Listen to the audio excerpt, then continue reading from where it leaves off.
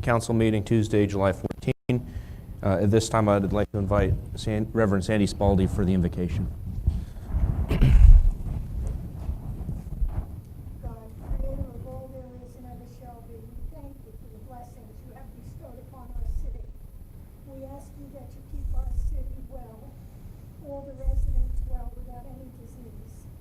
We ask you to give strength to our mayor and council that they make the right decisions for the highest good of our city. For this we thank you. Amen. Amen. I pledge allegiance to the flag of the United States of America and to the republic for which it stands, one nation, under God, indivisible, with liberty and justice for all. Thank you. At this time, Mr. Licari, roll call, please. Mayor Scott Tremblay, Here. Vice Mayor William Dittmer, Here. Councilwoman Jenny Sorrell, Here. Councilman Tom McClary, Here. Councilman Tom Kinsella, City Attorney James Matthew, Here. City Manager Leonard Sussman. And at this time, I was looking for a motion to approve council minutes from the 6:25 meeting. Motion to approve minutes. Second. We have a motion, a second. All in favor? Aye. Aye. At this time, I'd like to invite our city manager to introduce our new position that was filled, which was the city manager position. Thank you, Mayor. Person sitting not quite diagonally across from me, but right across from our pastor, if you'll stand up, Chief Cyrus Robinson. I've known him for at least maybe 8.5 years or so. His last position was as major in the Hernando County Sheriff's Office. Gosh, he's got a long record. I'm not going to say he's got a checkered past or anything like that, but his record's great. He's been made over Law Enforcement Bureau, and of course the Sheriff's Office has got a lot of bureaus, also the Judicial Services Bureau, and as majors. And he started out actually as major in the Law Enforcement Bureau back in 18. Criminal Investigation Division, CID as some people like to call it. He was over it. Patrol Division, so everything from applesauce to appetite, A to Z, if you will. Major crimes, District 1 Commander. He started out way back in 1994 or something like that as a sergeant. I know I go back that far, but he's got a master's degree from, he's working on one from Columbia Southern University. He's also got his BS in Criminal Law and Justice Administration from Columbia Southern, as well as an associate degree from the same institution. He's a veteran of the United States Navy after a few years. I'm not going to hold that against him. I like Navy guys too, although I was in something a little different. But if you'll welcome Cyrus Robinson, the new police chief for Port Richey, Florida. You're welcome, Cyrus. Thank you. Appreciate it. Dad talk.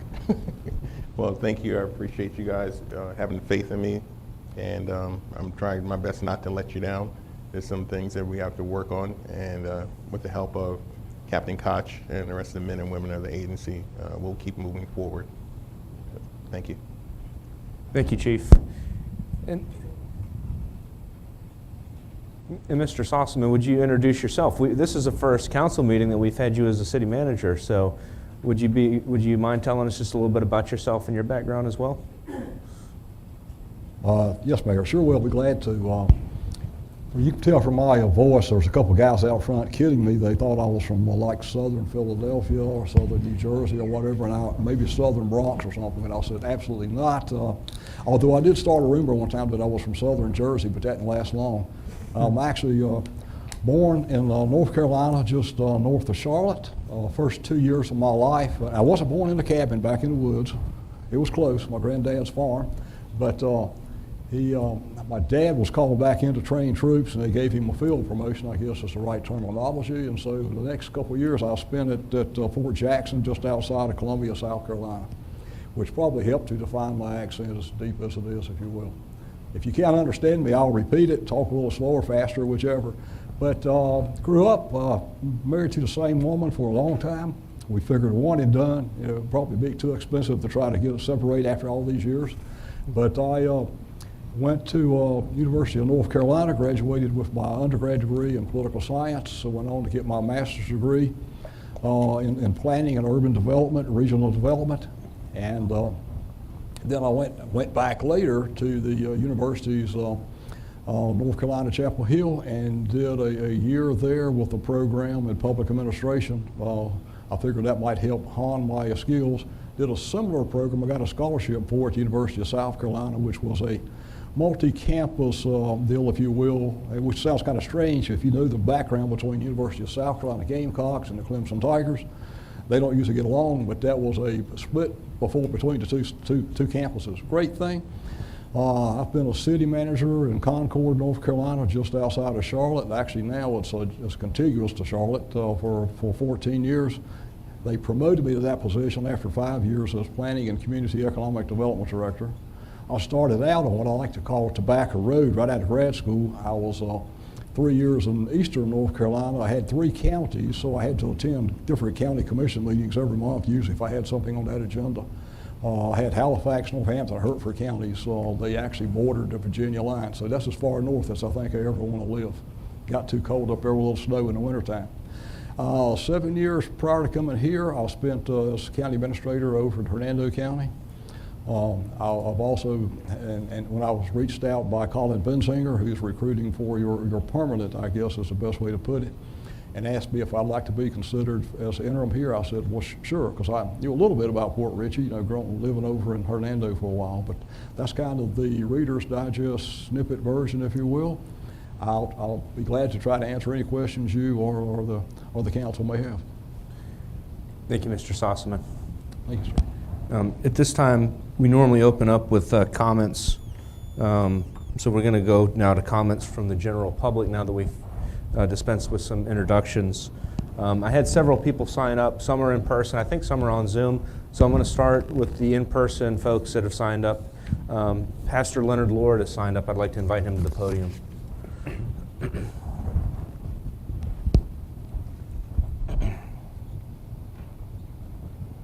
Thank you, sir, council.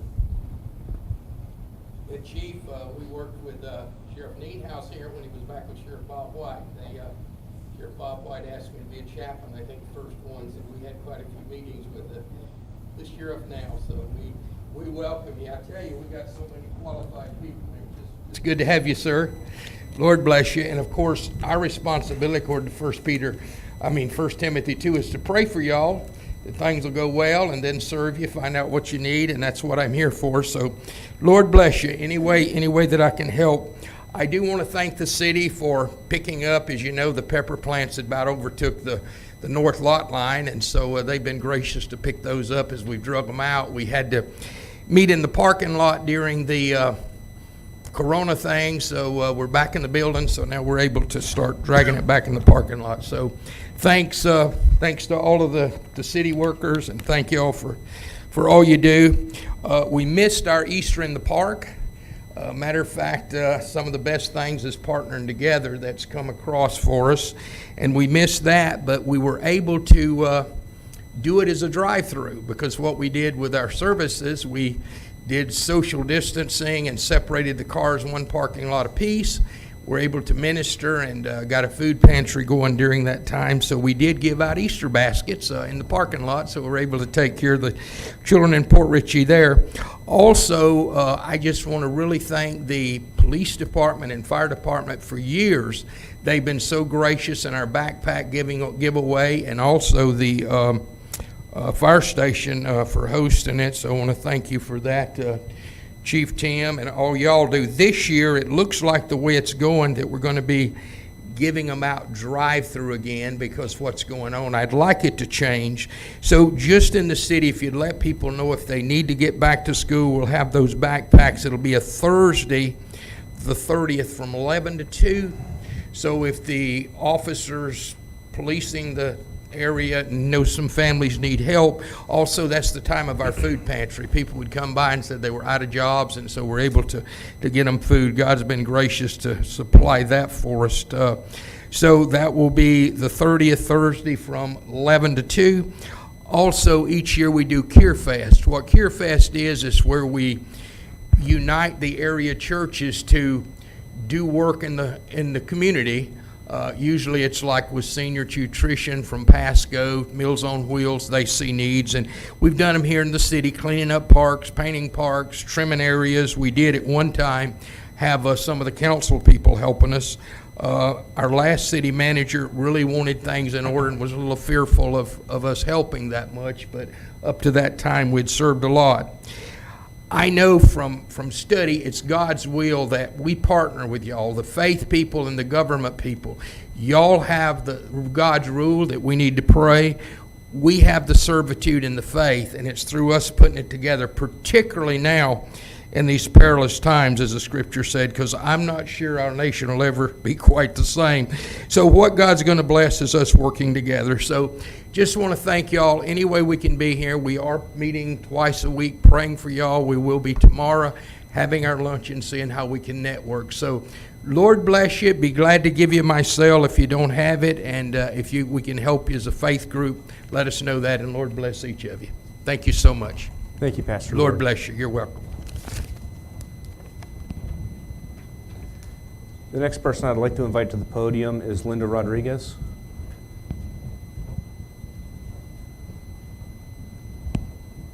Hi, everybody. Linda Rodriguez, 5917 Lantern Court. Coming to you as the chairman of the CAC. Just want to give you a little update as to what we've been doing. We have had our first meeting about 3 weeks ago since this whole thing has happened. We are proceeding with the Name the Waterfront. We've gotten some details worked out. We just got to finish that up. We'll do that on our next meeting, which is August 6th at 7 o'clock. Anybody that would like to come is more than welcome. I'm hoping that we can finalize the details of that and start rolling that out. We've got some of it pretty well finalized right now.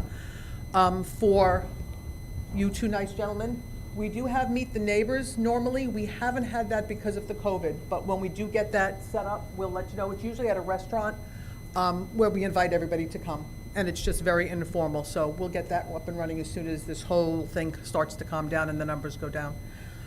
Anything you'd like for us to do? Oh, we're also going to do the clean up the parks, which we've done in the past. So we're probably going to start those. We'll set that up. Hopefully next meeting we'll get that done. We go around and we just pick stuff up, and the utility department is very helpful in helping us pick that stuff up. So if there's anything else you'd like us to do or help you guys with, please just feel free to contact us.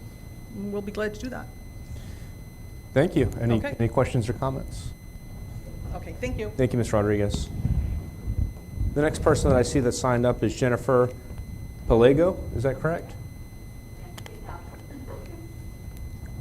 Welcome. As you said, my name is Jennifer Pelego, and I live in the Lake to Gulf Estates. We recently had a manufactured home built in our neighborhood, and my understanding is that there is going to be more to come. It's all, except for the one, it's all currently homes, and we would like to have no more manufactured homes put into the neighborhood. The gentleman that's putting them in is either going to sell them to others or to rent them out. And either way, we would prefer to have regular single-family homes in the neighborhood. I have some of my neighbors here with me that feel the same. If you all can guide me as to what we need to do so that we can prevent that to happen, I would really appreciate it. And what street was that on? I live on Limestone. The main street is Deidre Circle, and Wells Court is also in Lake to Gulf Estates. And do you know the addresses that this is in reference to? The current one that they did get in the neighborhood is on Deidre Circle, but I don't know this physical address. Okay. 7610. 7610 Deidre? Yes. Okay. Is there Thank you. anything I can do, or I just share that with you and that's what I need to do? I appreciate it. Yes, ma'am. Thank you so much. Thank you. The next person that signed up is David Mueller. I'd like to welcome him to the podium.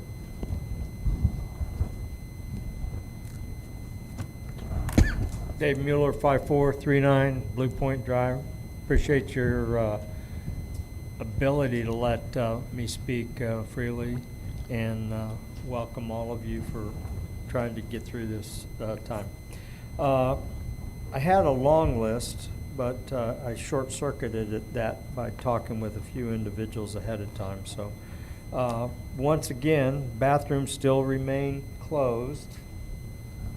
The rest of the world seems to be working open bathrooms. I've talked to lots of people in my walks, and this is a major concern. There's a lot of interest in getting these open. What can we do to do that? I challenge you guys to try to put your heads together and let's move forward with that. Item 2. Don't know where the budget is, where we stand at that. Is there a workshop scheduled coming down the pike? Just curious. I'm glad to see that there was an attempt to have a committee meeting or a committee report at this meeting, but I would challenge you to try to encourage the rest of the committees that are in this in this city to provide at least, once a month, give you a report, let you know where they stand and move forward with that. And I think you guys can give them directions there.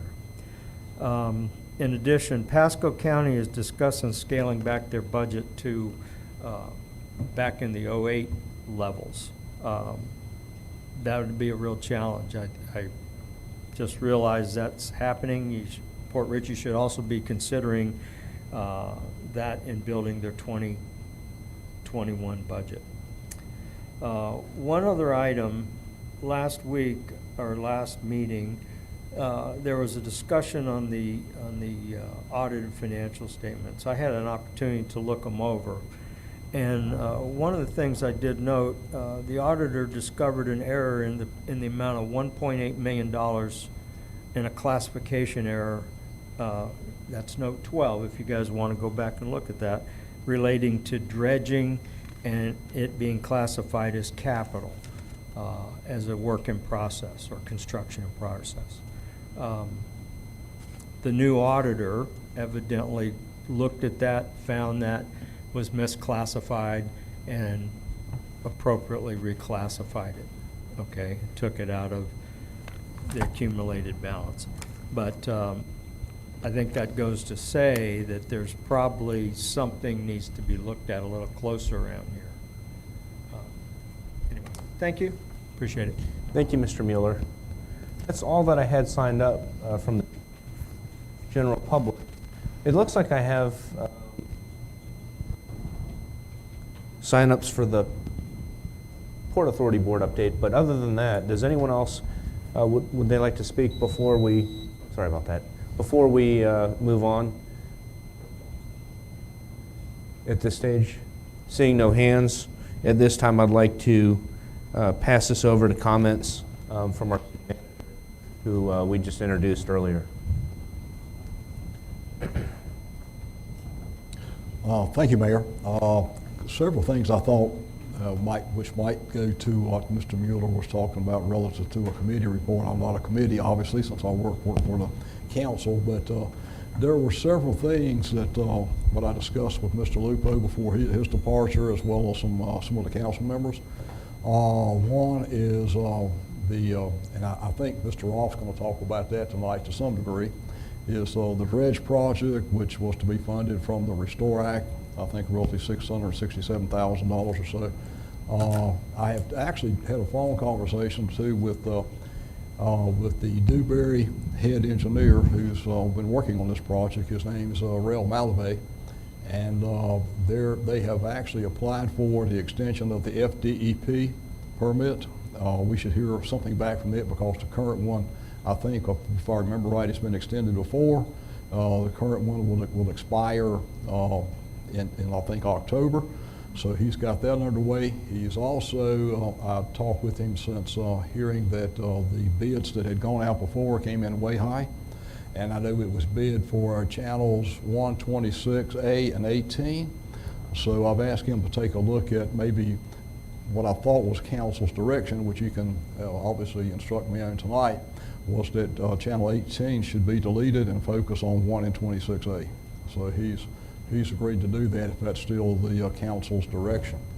Also, I heard a lot about the boat ramp at Nix Park and some of the problems it has. I've heard some more about that today, as a matter of fact, a couple times. And I've talked to Sean Uhas about it, our public works director, so he's aware now. But I had a phone conversation also with the project engineer, Christopher Martin. Chris Martin, he's the PE on it, and asked him to take a look at the construction plans to see if there's anything he could do to scale it back some. He's actually gave me a glimmer of hope because he said based on their current experience, maybe a little silver lining in the COVID-19 pandemic is that some of the construction bids that they've been putting out lately have come back under budget. And I thought that sounded at least hopeful. So we'll see once he gets that completed. So he's working on that for us. I also had a Zoom meeting. I know a lot of us are having Zoom meetings nowadays, so virtual meetings. It's good. I had one with Tammy Verana of Verana Consulting. Started out as for an introduction, if you will, because she's under contract, works on task orders for Port Richey to do some of the planning items that and provide her experience, which is fairly thorough. And what needs to be done is the city's comp plans, known as Comp Plan 2020. Well, this is 2020. So we need to start working on it. The good news is years ago, as you probably are aware if you remember, it was a very complicated, it was a very drawn out process that could cost tens of thousands of dollars. She's going to get a proposal to me, hopefully sometime next week or the week after, and we'll look at it. Now there's only probably 6 to 8 elements that she will need to look at, not do a thorough overhaul of the entire comp plan. Probably one of the, definitely the major focus would be on sea level rise and its effect, since obviously Port Richey is right here on the Gulf of Mexico, and there's a good portion that is prone to flooding, if you will. So that'll be a major investigation from her standpoint, and obviously it comes back to you all for discussions at several points along the process. And so like I said, it's not going to be as complicated, as expensive, and as protracted as it's been in the past, but if we don't get it started, then we're not going to get there in time. So if it's your pleasure still, I can march on with that with her. COVID-19, we know that everybody's concerned about it. We're concerned about it. Everybody wearing masks on and off, and social distancing, and scrubbing their hands, both with soap and water, as well as with the disinfectants is good. We've actually had our police department disinfected last week by the Pasco Sheriff's Department at no cost. So that's good, because obviously there's people in and out of there for different reasons that aren't in and out of the admin side over here. I've also engaged, I got a couple of proposals, one from the Florida Firefighters Association, then I had another one as well, to actually disinfect this whole building, because obviously there's people here, the employees are in and out, and they go out and have some interaction with the public. We actually started that this past Sunday. I'll have to ask the pastors to forgive me for that, but that was the day they proposed to start, and if I remember right, they'll do it on Sundays and Wednesdays, or else Sundays and Thursdays for several times to make sure that we're all as safe as possible. Mr. Mueller mentioned the 2020-21 budget. As you are aware, the current millage is 5.7847. That generates $1.7 million in change. The rollback millage would be actually 5.2209.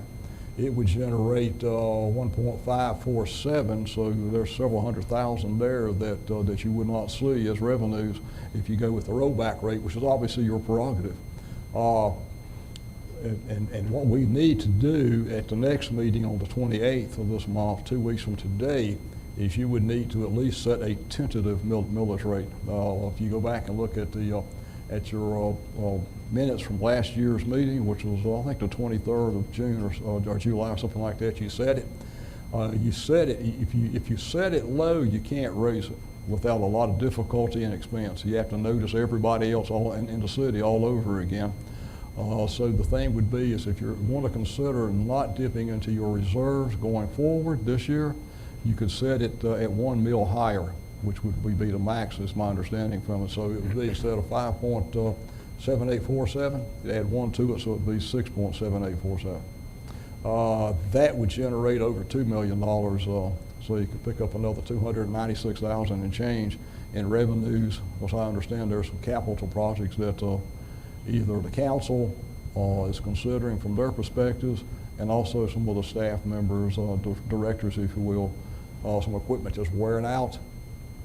Our city attorney, Jim Matthew, and I, over the last week, have met with Jim Diamond, who's the Director of Operations for the Police Benevolent Association, sometimes referred to as PBA, and also with Ron Rice, who's the President of the CWA. And both of those meetings, I think, went well. They weren't prepared to start actual negotiations at this time.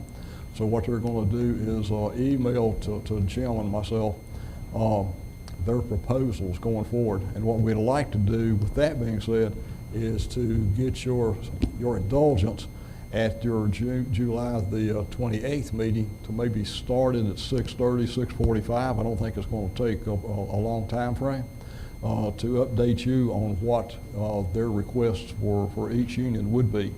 That, I guess, you could, for lack of a better term, a union meeting or a shade meeting, since we're talking about those obvious things.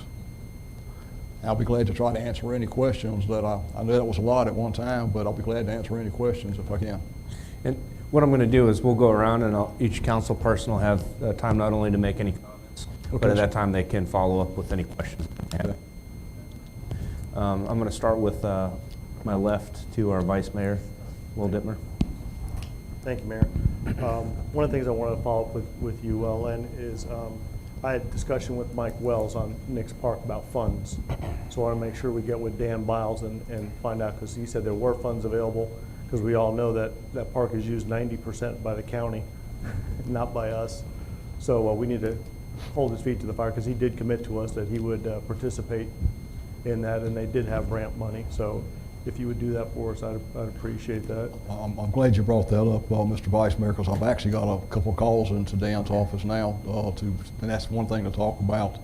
And I do have a tentative agenda not ready to pass out yet, and because I did some research and the folks that were here had not put one together, so I actually tapped someone to help me do that, and we're in the process of playing budget catch up now. So I think I've made some pretty good leaps ahead in the last couple of weeks. Okay, great, thank you. And then I was going to ask a question to Dallas, if he could provide us by the next meeting what the difference is between these modular homes and the mobile homes, like the lady was requesting, just for our information, because I know a lot of people, there's a lot of confusion on what's a modular home and what's a mobile home, and how they qualify. So if you could provide us maybe by next meeting with that. Thank you, Dallas. And the last item I have is we're definitely going to have to visit the millage rate. We have a lot of infrastructure that we're going to have to deal with here in the near future. And also, I'd like to take another look at, I believe we have one of the lowest water rates almost anywhere. Right. So we're going to need to take a look at that too, because that infrastructure is going to have to start being built into this budget, so we don't get caught, with our pants down. So I'd appreciate that. Thank you. Yes, sir. We'll do it. That's all I have, Mayor. Thank you. Thank you. The next person that I wanted to invite is Councilman Tom Kinsella to speak.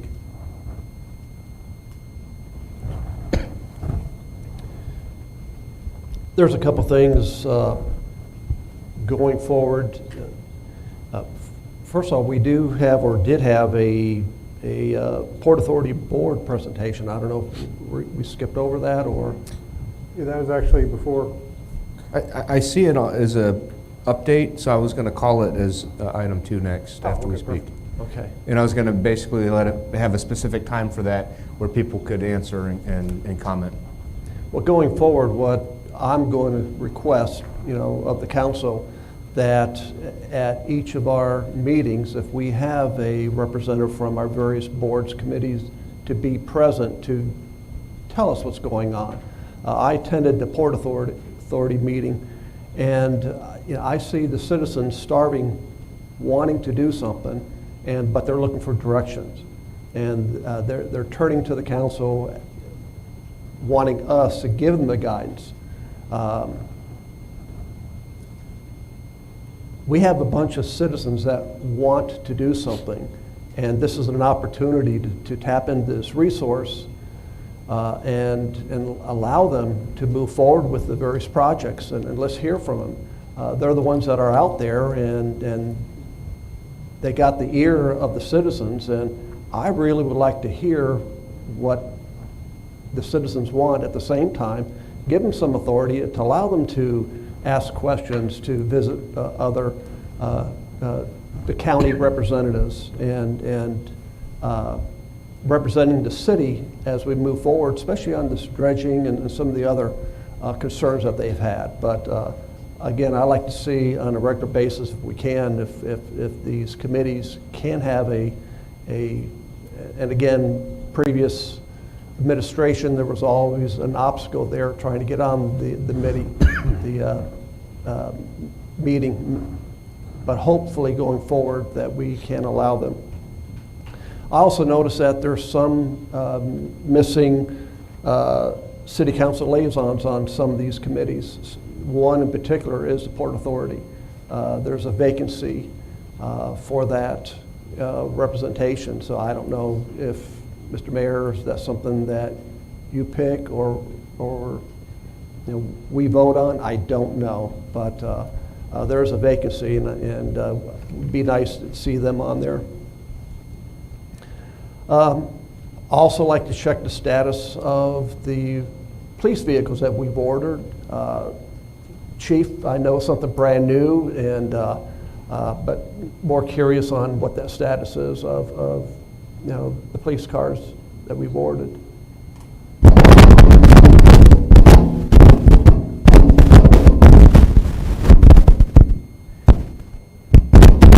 We're going to have to turn that over to Captain Koch, if he can.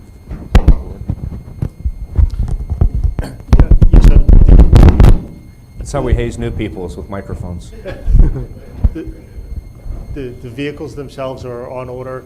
The last update that I've gotten from Ford themselves, the projected arrival date of the vehicles themselves are anywhere from mid-September to mid-October. And the tentative plan is once the vehicles arrive, they'll go right to the upfitter for the equipment of the vehicle, and it'll be equipped from there. Depending on the arrival time and the backlog at that point, it could vary as to how long it's going to take them to actually upfit it with other cars that they have for other agencies and what they have in the pipe. And can I follow up with a question since we have you on the floor? Is we order the cars and the equipment separately, if I recall correctly. Has the equipment been ordered to go in the cars yet? My last understanding is that the order was placed. I don't know if that payment has been made to the upfitter company, but I know that order has been established, and it's my understanding that it has been placed. Okay. And do we have an estimated date as to when the equipment would be in? In other words, will the equipment be in by the time the cars are in, or do we know that? The last update that I had on that from the representative that was with the upfitter at that time was that would depend in part on when the payment was received, so that they could go ahead and get the physical equipment ordered and try and project the arrival of that equipment to coincide with the arrival of the vehicles, and have the schedule made out so that the vehicles were not sitting on the line waiting to go in and be equipped. Thank you. The laptops, the computers are here. We spent a couple hours on Thursday, I believe it was, with one of the IT people from the sheriff's office. They were going through and getting people's accounts up and activated. They came in again last night to get some more of them. They'll be in tomorrow to get some additional ones done, actually getting the accounts updated and getting the computers live. Once that's done, the only thing remaining that we'll have to do is put the brackets into the car, which should be a relatively simple switch out from the existing docking station brackets. And then we were talking, we may have see if we can arrange a refresher training, because the original plan for this was in the latter part of 2019, and we had sent everyone to do the user training. That was September, October, and with the lag and the technological problems that they had to sort out, that time now has gone some. So the training that they've received, they've yet to be able to put that hands-on. So what we're looking at is maybe doing a refresher of that training, so that they're a little bit more apt and fluid with the workings of the system.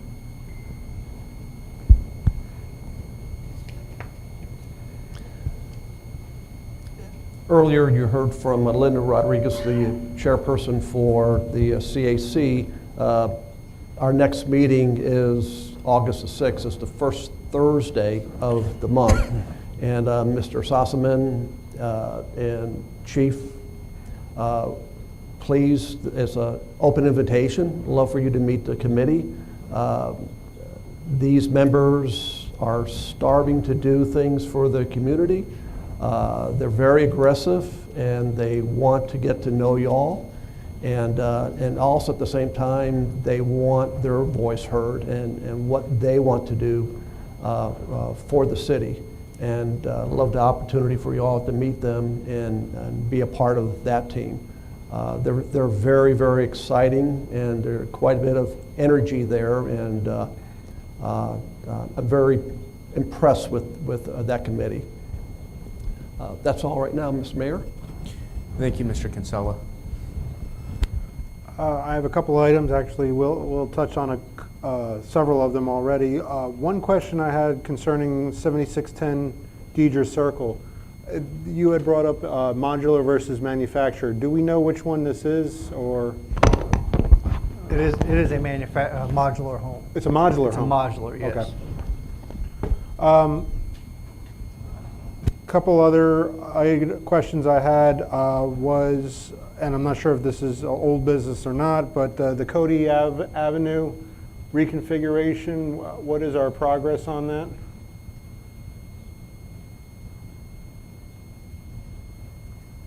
I haven't spoken to the city manager with that. Okay. And I've requested a proposal from the engineer. Okay. Another item regarding the dredging bidding. I know you had mentioned, you had spoken with Newberry. There have been several citizens, kind of keying on what Mr. Kinsella had said. There have been several citizens that have contacted me asking how they can assist in the bidding process. Now, I know there's a lot of regulations with respect to city officials, city employees impacting public bids. However, citizenry have a lot more flexibility to assist in a bid as far as advertising, cold calling people, that sort of thing. If we, next time we speak with Newberry, kind of key them in, how can our citizens help in getting the message out to this bid beyond what is the normal channels, I'll say. I think that would go a lot to getting our citizens more involved, and you know, I think it would actually be very beneficial overall to this bid. More people working on getting the message out that this project is there, and that's the way our citizens can help our city as well. So if we could kind of cue them in and make sure we stay within our bidding regulations, but you know, these are the steps our citizens can take to help out. I think that would go a long way. Be glad to do that, Councilman, and I'll get some guidance from our attorney as to relative to that process, because I know once Newberry completes the rebid, if you will, gets the documents together, the city council is going to need to be informed about it. Also, we have to re-advise the Pasco County, since there's that possibility of using the dollars and cents. And I know the Vice Mayor mentioned Nick Spark, and that's another reason I wanted to speak with the County Administrator, Dan Biles, about it, because obviously they're a bigger entity. They should have more money, and that's my understanding we're the gateway to the Gulf. So, you know, what's the old adage about pay to play? So, if they're creating more work for our police department and our public works and so forth, then I don't think I'd be embarrassed to ask them for additional money. I'm fine with that too. Okay, sir. And we'll also see if we can get the CAC as well as the Port Authority involved in some things and tap into their expertise. Be glad to. Another item is, and I know we had discussed, and part of the agreement with the Restore Act funds was improvements to the waterfront district, sidewalks, lighting, that sort of thing. I think now that we have the Pasco County's part, at least approval to it, we should actually actively start putting together a plan to make the improvements to the waterfront with the money that we set aside. And start putting that plan together as well. So, you know, something to gear on down the road, not necessarily next meeting or anything, but something we should definitely start looking into for the remainder of the funds, the other 200,000 or so that we chipped in. And hopefully, you know, a good bid will generate some additional funds back from the dredging that could further improve the waterfront. Last item I had, and I know we've had a lot of changing of the guard, is towards the communication to our citizens. We all know the city has its Facebook account and its website. The police have their Facebook.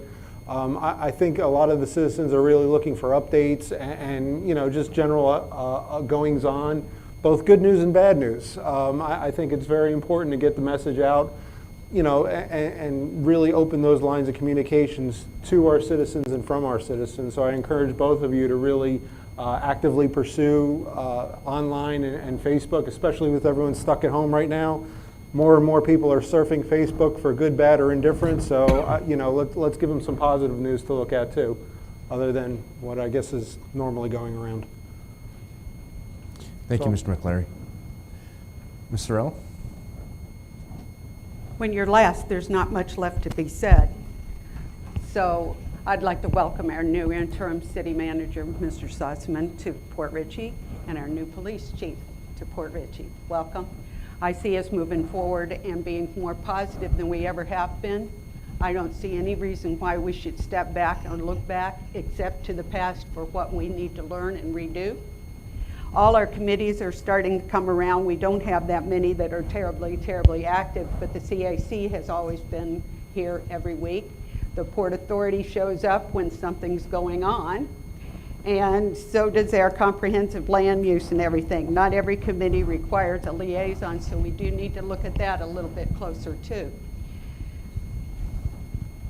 The citizens, as far as communication goes, they can always remember that they can email any member of this council through the city website. If they need to say something or they have concerns about something, it's never stopped them before. Please do not forget that that avenue is available.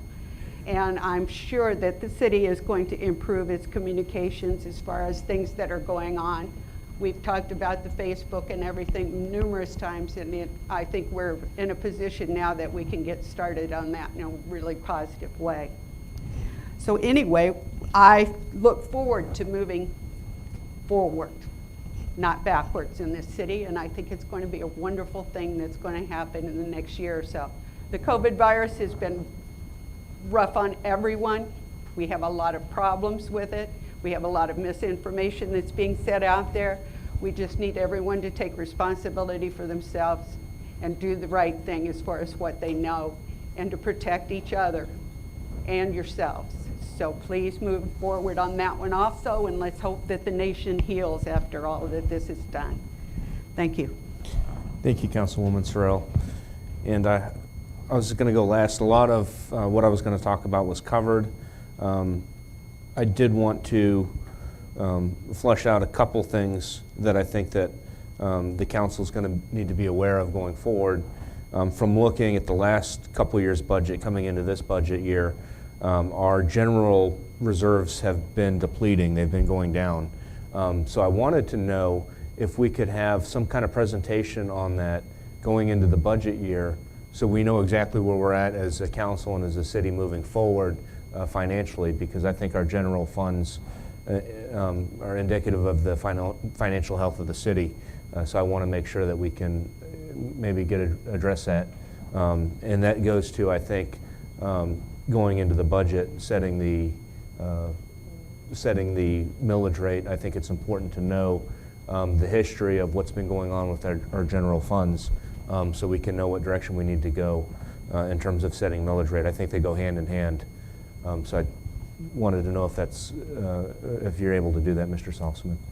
I think so, Mayor. I think we can definitely do that. So as a matter of fact, what I've been doing is putting together a calendar, if you will, which usually, my experience, I've always done it earlier than later, but since I just got here a few weeks ago, we're taking that task. Probably about August the 5th, which would be after the next meeting on the 28th. But at the 28th, we'll definitely talk about millages and also be able to address the issue you're talking about relative to the current position of the city's reserves. And then what I like to do is at least have the board to think about August the 11th as to having your first budget workshop, if that's a possibility. Because obviously I think we need to have at least one, if not two, depending on the board's pleasure. Then we would, at some time too, in the very near future, probably the 28th, we would be talking about the public hearings. That would be two.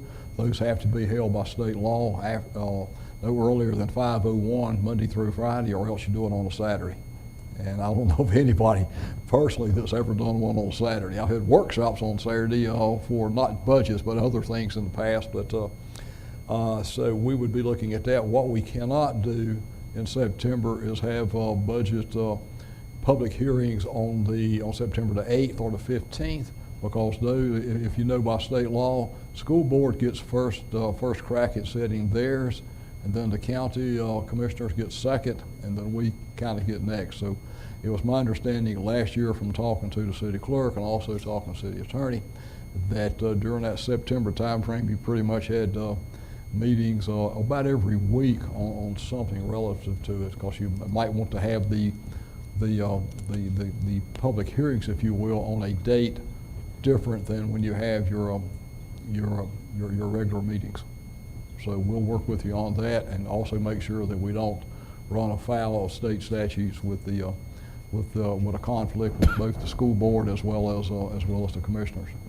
We'll try to have you as much information as possible pursuant to the status of the city's finances, particularly when it comes to the reserves.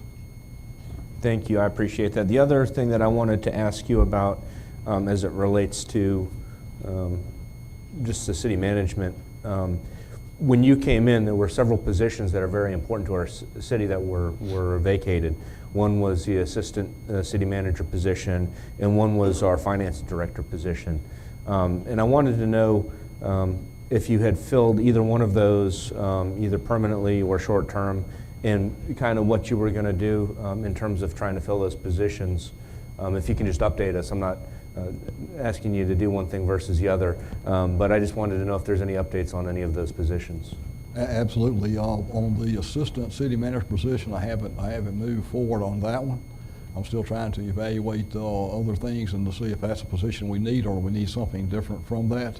Now the finance director position, as you all know, Tony Hayes, who was probably the longer term after the former finance director left about 18 months or so ago, and I know there's been some advertising. I've only got a handful of applications, if you will.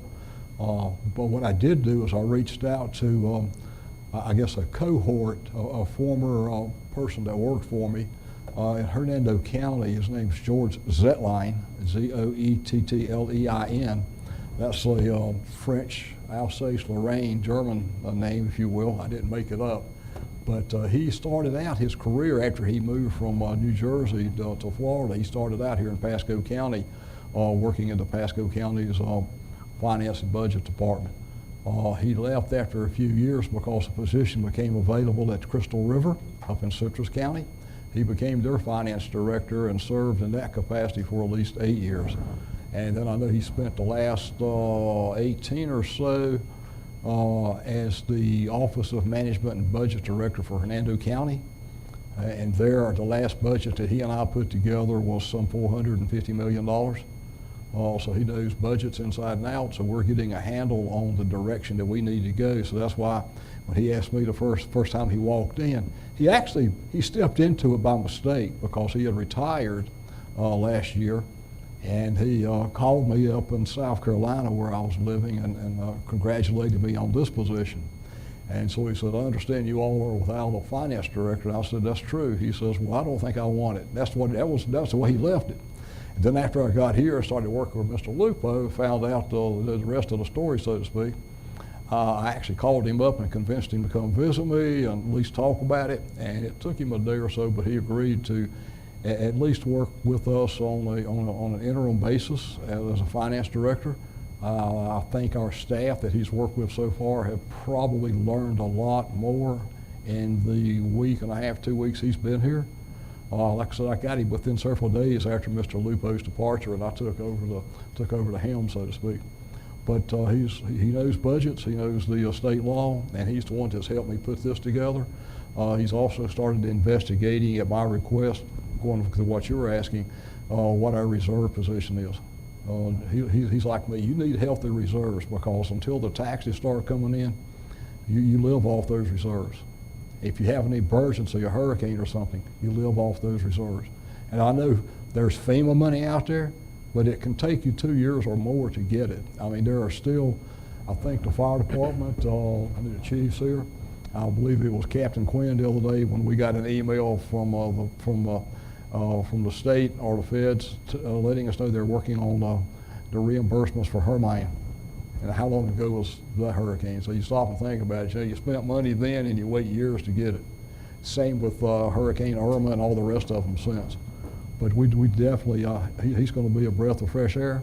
I've actually reached out to some other folks just to pick their brains, if you will, relative to their expertise, which is many, many years, a lot more years than me, pursuant to the budget process and the finance process here in Florida.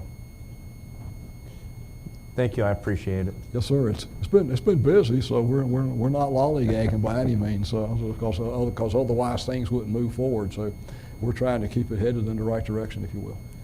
I appreciate it. The only other thing I was going to ask you to do, if you would, for the council and myself, is if you restructure the city in any way. In other words, if you eliminate a position or add a position, would you just kind of let us know at the next council meeting that you've done so, just so we're aware? In other words, if you decide that you're not going to fill the city manager position, assistant city manager position, that's just something that I think that we would want to know.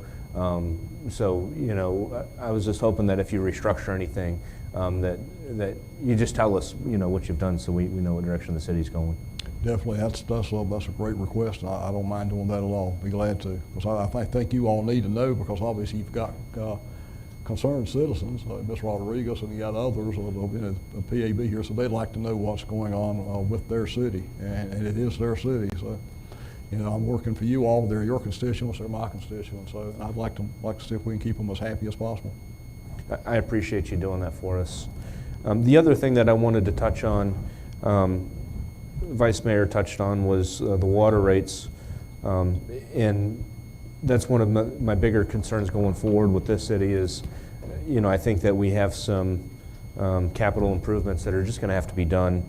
Our stormwater rates and funds are lower than other areas, which can be utilized for some of the infrastructure needs that we may have going forward. So, you know, I think a rate study would be the best. And my intent with the rate study is whether or not we could actually put money together for a capital gain fund or a capital fund for future expenditures. And that way we'll have it on hand when we decide we need to upgrade, for example, a water tower, which I think we've had forever, may need to be upgraded. And I know that's $1 million plus project. So I'd rather have some of that money up front rather than scramble for it when the time comes. So that was the other thing I was going to ask if we can do sometime in the near future, see about getting someone qualified to come in and engineer to do that water study. Yes, sir. There's actually a very well qualified company that I've used in the past, because in Hernando County, just as an example, the good news here is you don't have much debt. I mean, that's great news. I mean, for a city not to have any debt is really good news, but you have very little. And up there, because they acquired an old antiquated water system that they started piecing together and expanded it. They borrowed money from the Florida loan pool. They also sold some bonds, which we got great rates the last several years because of the economy. But there's a company that used to formerly go by PRMG. I can't remember now exactly what PRMG stands for, but I know the contact info. And I think they now have been acquired by a larger company that's nationwide by the name of Raftella. And so I'm going to reach out to the exec that I knew who made presentations along with some of his staff. They're probably one of the better recognized firms in the state of Florida that do water rate studies. And what they would do is once they did a study, they wouldn't just come in and say, yeah, you need to raise it 5% or 10%. Usually they would give you some type of a laddered approach, which usually works out pretty good. But you do need a capital improvement fund, capital improvement program, if you will, that will lay out those infrastructure projects that do need to be addressed some sooner than others. Because, you know, we've got good water, we want to keep it good, and have antiquated. I worked in an area years ago that was actually a small town, was smaller here, right out of grad school, and they only had 2-inch water lines. Sean's probably freaking out because I'm saying a 2-inch water line, but you could actually took this pin if you cut it into it because of the oxidation, the iron level in it, and you could stop up the whole the street, the circles, whatever, because it was a nice little community. Nobody could take a shower in the morning. If more than 2 or 3 jumped in the shower at the same time, literally, it sucked it dry. It didn't work. But so we'll look at that and see if they can give a proposal, and I would bring that proposal back to you all for approval. Is that okay by consensus? Okay. Okay. Very well, thank you. And other than that, I believe that's all I had in general comments. If there's any rebuttal or anything further? Seeing no hands, I'd like to move on to the next item on the agenda, and that's going to be comments from boards and committees. And today I wanted to kind of focus on our Port Authority Board update. And if I may, I'd like to invite Carl Roth to the podium to open the discussion. Carl Roth, 8031 Island Drive, and I'm here tonight as the spokesman for the Port Authority Board. Good evening, Mr. Mayor, fellow council members, and everybody else that was able to attend this evening. We wanted to give you an update on our progress to date since our last meeting, receive input and direction on those things that are important to us to help us move forward, and more importantly, obtain approval or authorization to move forward on those things that you want us to. Since January, we've had a total of 5 meetings, 4 of those since the last time we met. The members are at a point now that we can't make any more progress until we get your input. So that's the important part about the meeting tonight. There is 3 topics that I wanted to discuss. And hopefully the information's in your packet. If not, I'll address that. But first is our proposed Port Richey dredging assessment timeline. So when we came away from the 11th, we wanted to put together a timeline and how we were going to march forward. So we wanted to review that with you this evening. Second, we put together, one of the steps in that was to put together a citizen dredging questionnaire. So I have that. Tonight I'd like to go through that. And lastly, proposed Cody River Waterway Safety Initiative was the last thing. So let me just take them one at a time. Again, based on your direction on the 11th, we began an effort to determine dredging priorities, challenges, and opportunities for success for our community. To accomplish this, we put together this plan, and we want to review. We haven't been able to do it to date, and so if you hopefully find that in your packet, I'd be happy to do that. And it should be titled Proposed Port Richey Dredging Assessment Timeline. Do we have that? Beautiful. Okay. So the first 2 meetings, we basically put together the timeline. We went through all the dredging information, the permits, where the channels were, what was involved on each one of those. So we all had a good foundation. We were able to share that information with the citizens that attended the meeting, so I think that was helpful overall. So that was a good thing. We also went through, we had a quote on some dredging that was put together, I think, in 2019. We took a look at that. We put together some spreadsheets to see if we did an extrapolation, what that would translate to be, just to give us a relative Kentucky windage on what was going on. So we went through that. We talked about who we could potentially partner with, who's interested in dredging, where can we get some cooperative synergies going forward. And then on our second meeting, we put together a dredging questionnaire, and I'll go to that in a minute. And so we thought if we got that information out and we were able to get it back from the citizens, we could get some really good input from them on what's important to them, what's not important to them. Then we could invite them to a couple of our sessions and say, hey, you live on channel 17. What's going on there? Is it important, not important? So we just wanted to go through that again to engage the community. And we had meetings 3, 4, and 5 targeted to that. And it really depended on if we had a lot of input, we'd have those 3 meetings. If we only had a little bit, maybe it's just 1 meeting. So that's scalable. So that was the intent there.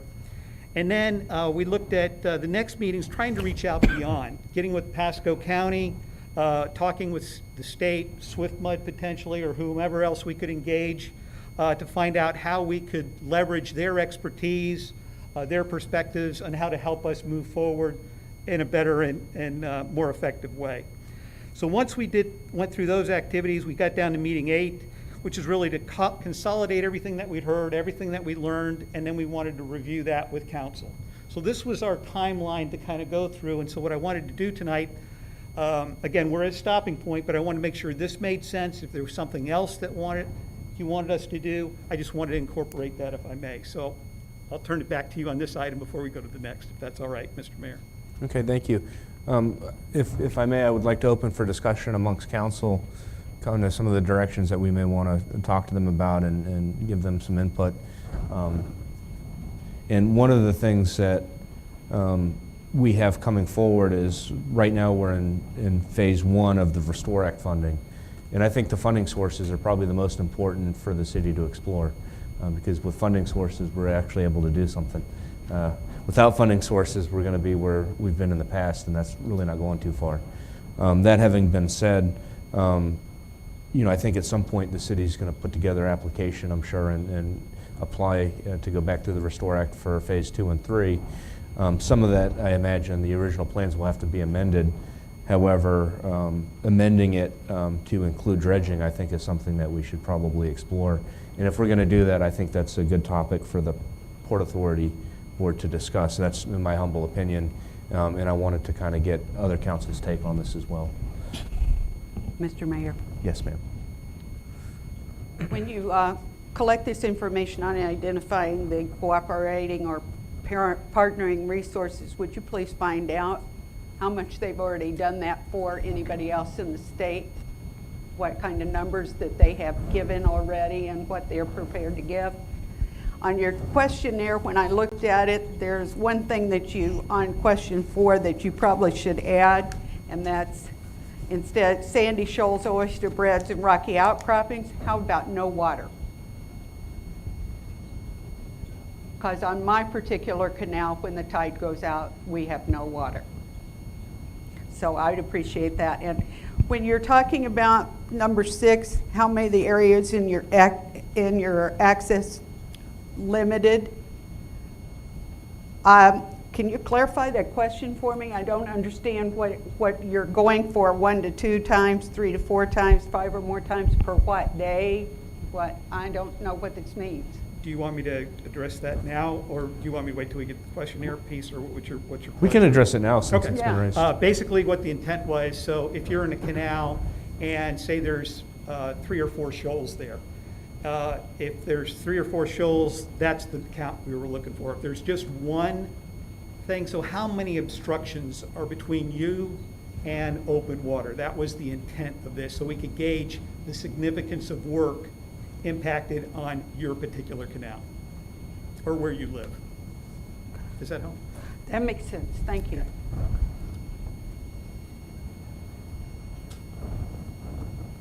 Any follow-up? Well, I think this timeline is a great plan, a great direction in which we're going. A couple items, and this is more nitpicking than anything. Don't be afraid to go to look for funding sources outside of Pasco County or the Restore Act. Have, maybe even a separate meeting just to target, brainstorm on funding sources outside of that. So we're not limiting ourselves in any way to those Pasco County, Big Brother, or whatever.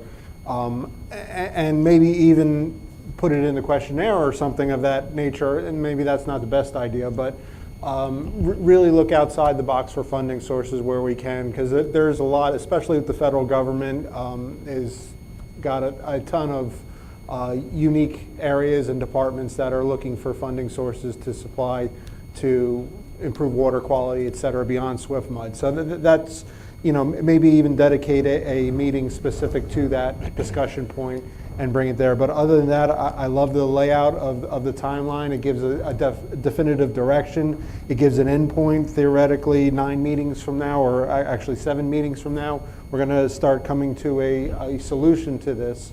But that's my only comments on the timeline itself. If may, Mr. Mayor, just Of course. Just to give you some context, if you consider that we potentially have $660-some thousand associated with Restore Act. On some other initiatives that we've looked at, that translates the monies that the cities or municipality brings to the table is less than 5% of the funding that's available collectively. So and I'll talk about this at the end, one of the things we want to do is start looking at that, and how we can go after those. Mr. Kinsella, did you have anything? Yeah, I really like your timeline, and I think this is a great beginning, and excited about moving forward with this. Thank you. Thank you. Mr. Dittmer? Yeah, Carl, I'd like to thank the committee. This is a big step in the right direction, and I feel like we're getting on the right path. Good. One of the things I did that caught my eye on the questionnaire, I know about probably jumping the gun, No, you're fine. is on question 10. I think we need to find out what people's level of tolerance is for assessments. You'll get everybody to say, sure, I'll do a tax assessment until they find out how much it costs. And then they'll bail. So if we can maybe break it down into 3, this much, and this much, I think you'll get a better direction on how much funds are really out there and what people are willing to commit. Yeah, I have a couple comments on the questionnaire too, so we'll get to that part. Yeah, I know, I was jumping the gun a little Sorry, bit. But, guys, that's all right. No, that's all right. Because I mean, the direction's fantastic and appreciate all Okay. the work you guys have done. It's a great step in heading us in the right direction. But I do know that people will tend to, do you mind tax assessment? Sure. But I think we I'll definitely pay need to, $300, yeah. Yeah. Well, just, if I may, a little context. Part of our exercise was to go take a look at this cumulative dredging cost based on the estimates. And we actually did some projections if there was an assessment made at 100% level, 50% level over a 5-year period of time. So at least the members and those folks that participated had a little bit of an indication, what are we really talking about there? Right. So our intent is to educate as we go, solicit input from the community so there's a good understanding and there's no surprises as we walk down this path was our intent, because personally we don't want surprises either.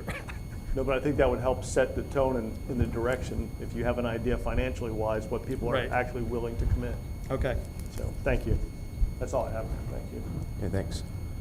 And the other thing that is kind of an interesting question that I think that the folks are going to have to answer that live on the water is whether or not they want to spend money for engineering to even know what the cost is going to be, because I think it's going to be costly just to figure out what it's actually going to cost to dredge. I think you're going to have engineering plans, and I think that type of engineering where they're going to try and figure out each canal and how much and who's going to pay what, that cost in and of itself is going to be fairly high. And then that kind of study is going to tell us what the true numbers will be. So the question I think that at some point we're going to have to decide as a community is whether or not we want to pay that initial engineering firm to tell us what the actual cost estimates are going to be. Because that, I think, is kind of that leap of faith, and that initial investment is going to be tough, where the city or someone's going to have to outlay money to figure out where we're actually at. Right. And that's one of my concerns is, I don't think we're going to know where we're at until we have an engineering study done, which is going to be my guess is very costly. So that's one of the things I wanted the board to kind of toss around, and maybe even if you were going to have a questionnaire, get into that kind of a question, would you be willing to pay just to know where we stand? Gotcha. Because I think that's going to be a tough pill for some people to swallow, that we're going to have to outlay, let's say, $1.2 million, for example, and I'm just grabbing at a number, to know where we're actually at, and that's going to be, I think, a hard concept for our community or citizens in our community. And just for context, Yes. Pretty much where the dredging came to a stall in the past was right at that precipice that you're describing. Correct. So once it came to do that assessment on how we wanted to allocate, that's where there wasn't the willingness to go forward at that time. But I would suggest, at least at this juncture, we're not quite there yet, because Okay. I don't know if we have a complete answer. What do we want to do? Because I think what we're learning, there's a lot more to consider and think about, and it ties into these fundings that we were talking about, and that may define what we end up doing, going down the path here, so. Okay. All right. Thank you. All right. Since we're So- talking about, oh, sorry, okay, we're Go going to the ahead. questionnaire now, or? Let me get to the questionnaire. Okay, there we go. Okay, we'll get there. Jenny, I'm okay. You good? Okay. All right, so that helps me on the timeline. We're going to march down that path, and we'll refine it, and we're going to march along that. So as referenced, as previously talked about, one of the tasks in the timeline was having to do with the questionnaire. So again, our intention here was to get the word out, but we asked ourselves, what do we want to do? And most of us, we've had experience in this, and turnaround on questionnaires is relatively low. So we wanted to maximize that input from the community as much as possible.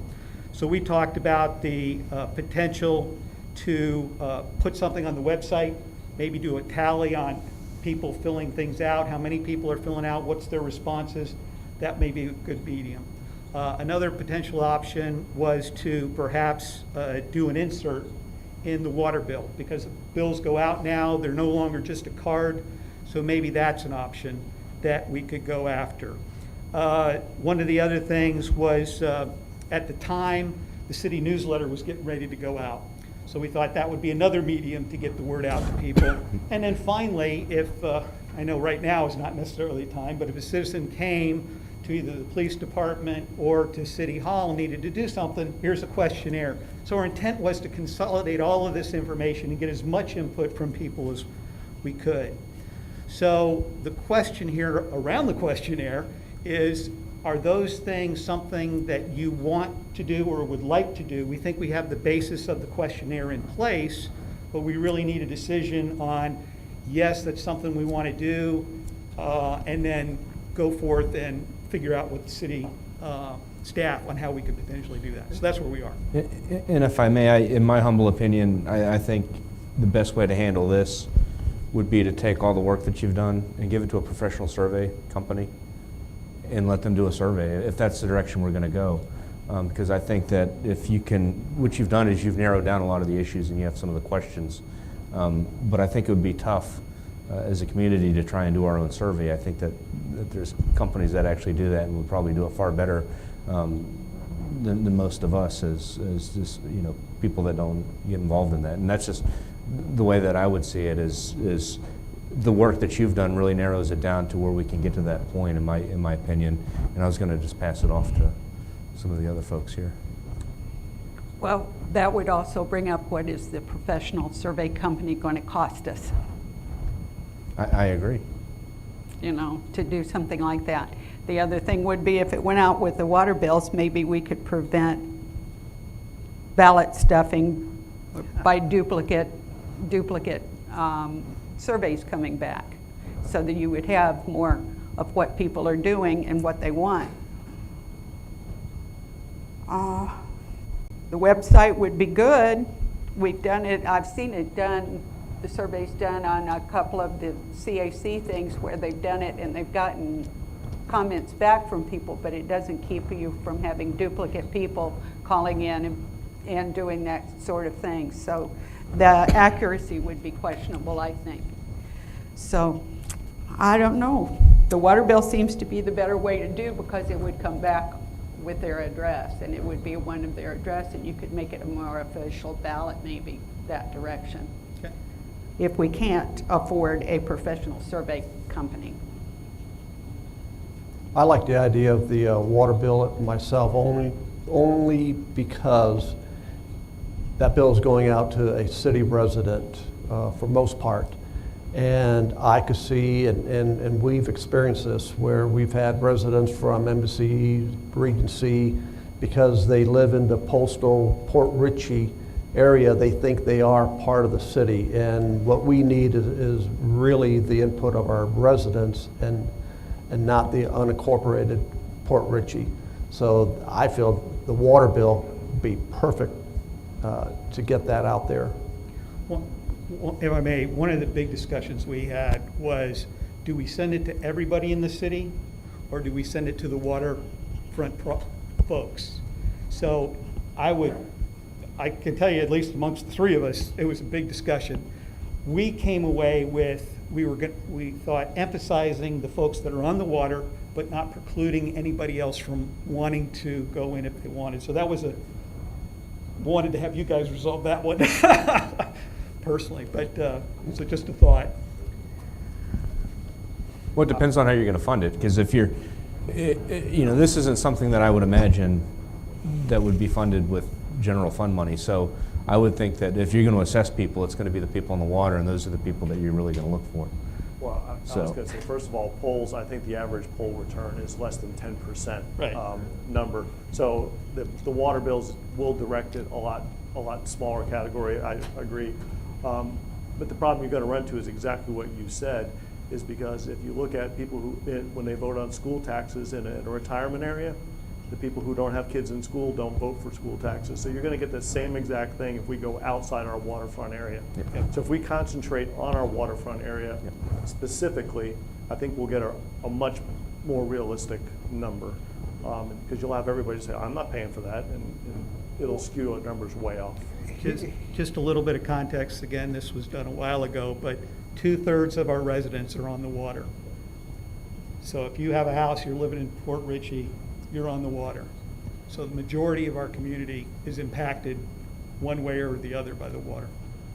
I meant you can't just do 3, 4, 6, 6, 8. Right. No, yeah, the mailing part is a challenge. Exactly. So because of outside, we sell water outside our city. Right? Yes. So that's where it has to get. We have to narrow the scope. So would you like us to perhaps work with the city manager to determine how best to go about this? I'll jump in. A couple items. One, we're going for a citizen questionnaire. Really, we're looking for a household questionnaire. Let the citizens within the household find out how they're going to answer this thing.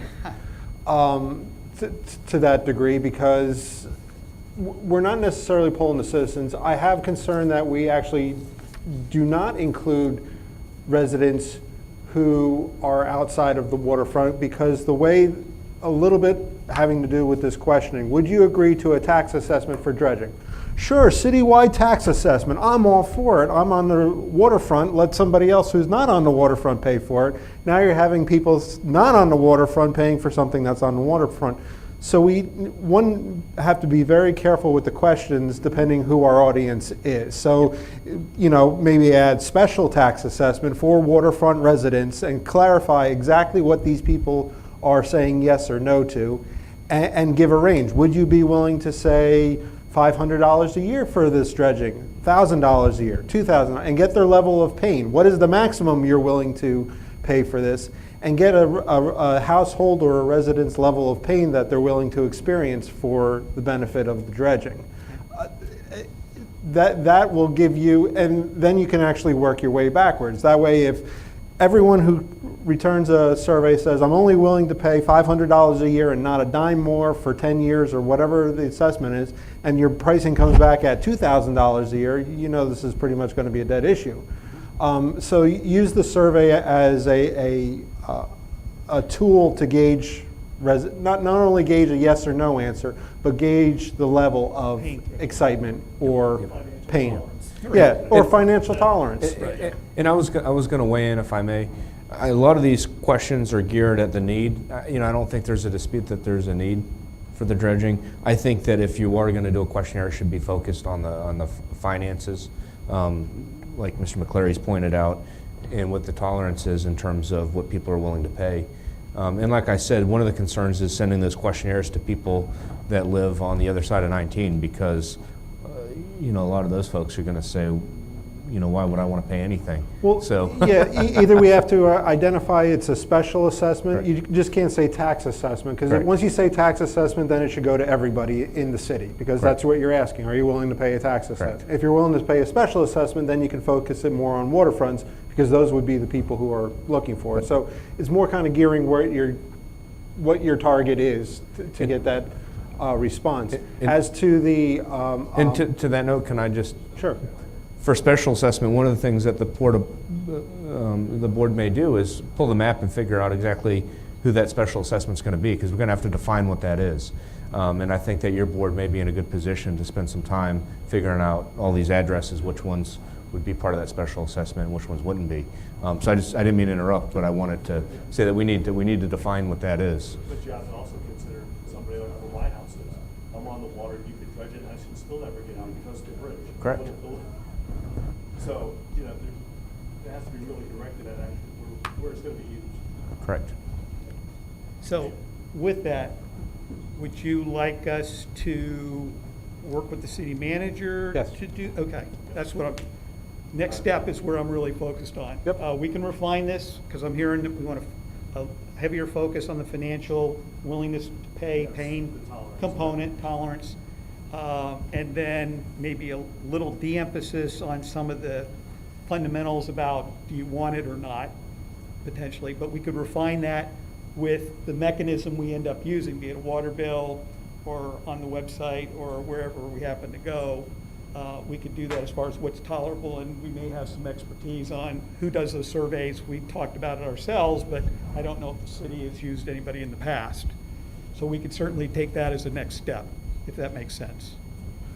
I mean, as to the independent surveyors, let's say we have 3,800 residents. Let's say we have a 10% response rate. That's 380 responses. Open it up over the course of a week. That is, 50 a day?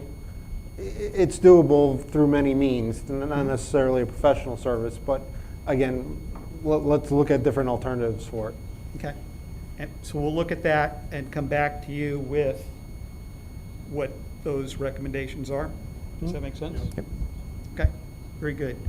All right, so lastly, just to kind of wrap this up, we've tried to familiar ourselves with the permits and details around the dredging. We've learned a lot, and as I mentioned, there's a lot more funding-wise. I was surprised by looking at some examples, the amount of additional funding that was available, and that could preclude the need to do some of these special assessments. So if we could crack that nut, that would be a big win for the city overall. So as far as we can determine right now, there's at least 2 other initiatives that have the potential to intersect with our dredging effort.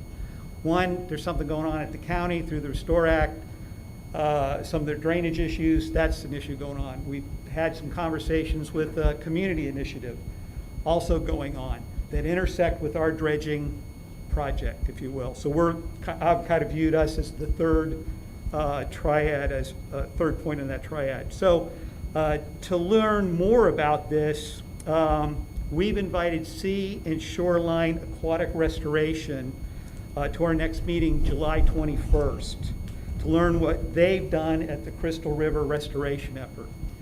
The big things that we have seen is that water quality pays big bills.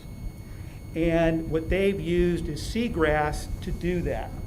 And they've got most of their funds from the state of Florida to do that exercise. Covers dredging, covers the restoration, covers everything.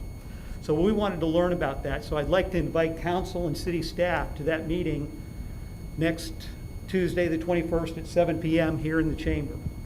So we're going to, as long as too many don't attend and Sal yells at me. What time was that? 7 p.m. 7. So as long as Sal doesn't yell at us, everybody can attend.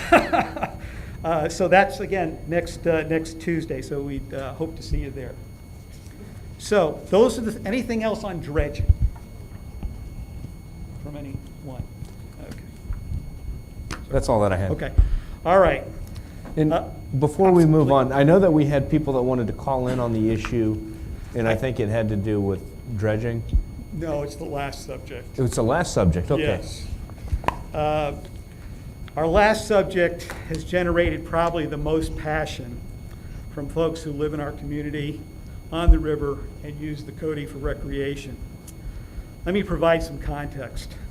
I'm not sure how to describe the river situation, but anarchy is the word that comes to mind.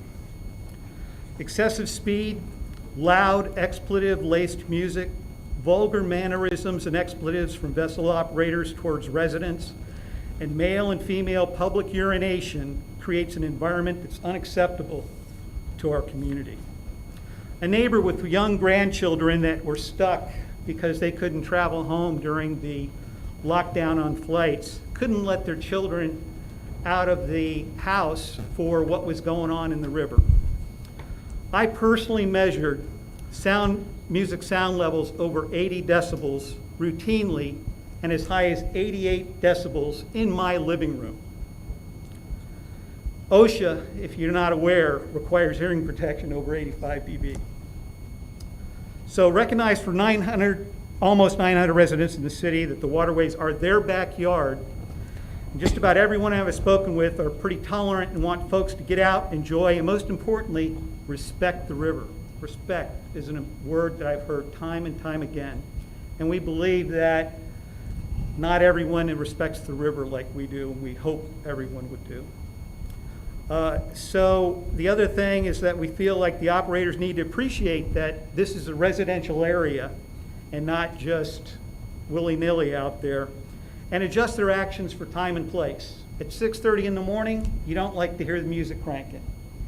At 11 o'clock at night, when the Sun Cruise comes in, you don't like to hear it either. So with these in mind, let me share our ideas for a waterway safety initiative that requires your authorization and empowerment to proceed. So in your packet, I've put together, hopefully the last piece here. Basically, it talks about, on the river, I don't know how active boaters everyone is here, but there's various levels of expertise. There's novices that are out on a paddleboard. First time they've been out there, they're barely able to get by. There's powered and non-powered vessels. It's a narrow and winding channel as you come in from Marker 12, and with Nix and all the boat traffic there's a lot of congestion in certain areas. So we had a lot of discussions, we had a lot of input about this, and one of the things that we wanted to do is we believe that we wanted to work with the chief to put an initiative together, to put a framework in place that a community vessel safety initiative work for Western Pasco County. But Port Richey would be the seed for that. We'd coordinate with Newport Richey, Pasco County Sheriff's Department, Florida Fish and Wildlife, and the U.S. Coast Guard as potential hosts. The objective would be for these utilities to offer safe boating seminars, maybe 30 minutes or an hour, alternating between each of the entities because they all have expertise, and we'd also divide and conquer, and we wouldn't hit any one organization specifically. And this was the intent here was for community outreach and to educate, and it may be more intense over a shorter period of time, and then it would stretch out as we saw things coming around. Potentially coordinating with Pasco County Department of Motor Vehicles to deliver a boating safety flyer, offering information on these seminars and safety information. And also look to coordinate with Newport Richey and Pasco County to create consistent signage at the lodge ramps, Nix Park, Sims, Anclote, Hudson, etc., identifying vessel safety areas, safety tips, and careless, reckless BWI penalties.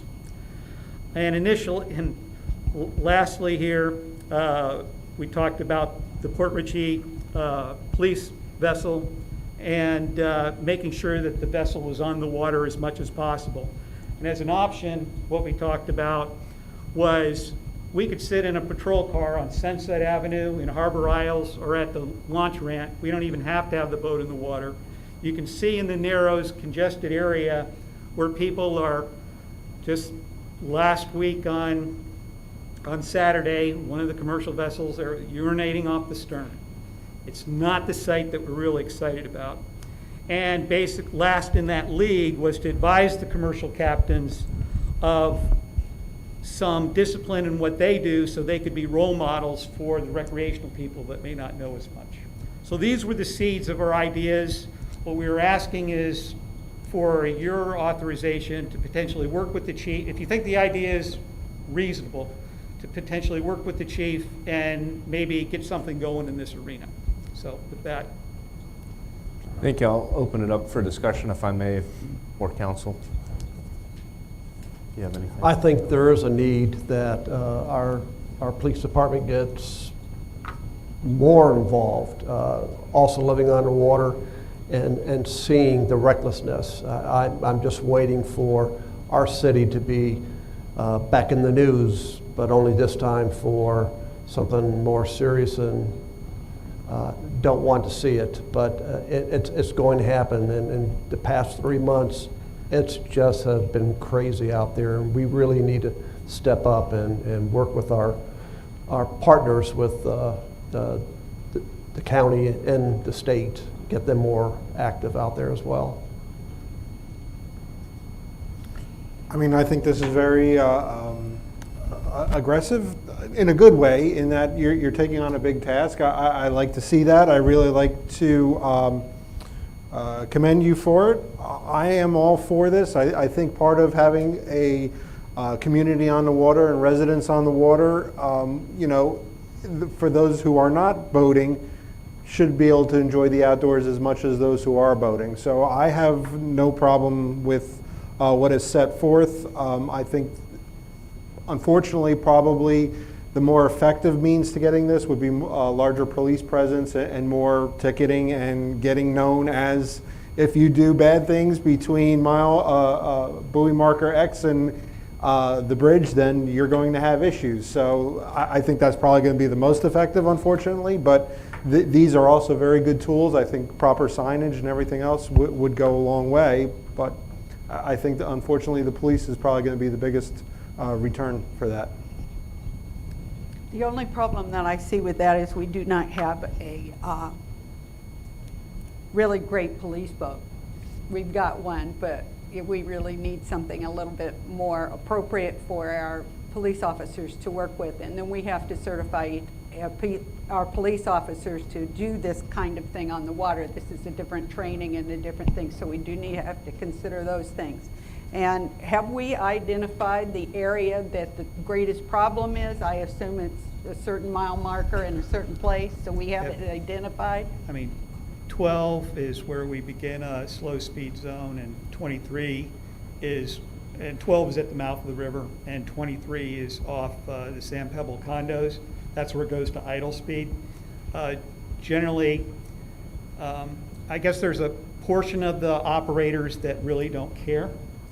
And then there's a portion of the operators that are generally not educated. So to differentiate those, other than getting some kind of mannerism at you or statements, it's unclear. So we were trying to, you know, think the glass was half full. If we gave some moderate education, then before we came out with the hammer. You can say I'm more half empty. I'm fine with that. That may be good. But one of the things that we found, I'll give you one example on the boat question. On Sunset, I mean, you're literally, as Captain Koch knows, you're right on the water. And one of the officers was there one day, and he used his loudspeaker in the vehicle and told the guy to slow down, and guess what he did? He slowed down, all right? So, and certainly you can, most of these operators going in and out of Nix or Sims, all you have to do is meet them there.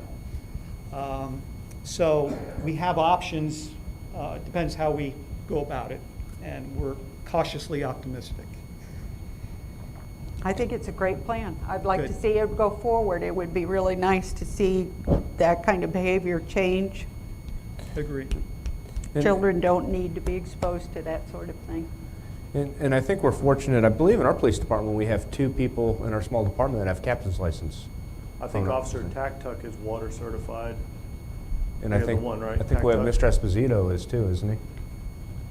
If I'm not mistaken. Officer Taktuk actually has his U.S. Coast Guard certificate or actual license. Officer Esposito is a Marine officer as well, and does go out and patrol the waterways. And then in an emergency situation, from time to time, if something happens and I'm relatively close, and I'll take and depart as well. And the other thing I was going to ask you is, I know that you guys have a program, like the Jeeps that we picked up were $500, I think, a Jeep, or $700. They were cheap, all things considered, or not very expensive. Is it possible to shop for a boat in that price range? Get us a $700 boat. No, they do on some of the. Talk about the Humvees we got from. Yeah. They're- So I didn't know if any of that's available, because I know that's one of the problems is the equipment. Our marine equipment is probably the next set that would have to be upgraded at some point. There are occasions that vessels do come through in that program. Some of the ones that I've seen, honestly, it would, in my opinion, would cost me way more money to invest into it than what it would be worth. Okay. Others were just, they don't fit the need of what we would need. One comes to mind, it was like a 40-foot barge that it would just be silly. Is it something that we can continue just to shop for knowing it's become a profit? Yes, sir. As part of that program, the liaison, when those type of vehicles or apparatus come available, they'll actually broadcast out a notification to the agency contacts, and if a particular agency is interested in it, they can get in contact with the liaison and express that interest. Okay. Yeah, because that was one of my concerns that I have coming up eventually is the boat.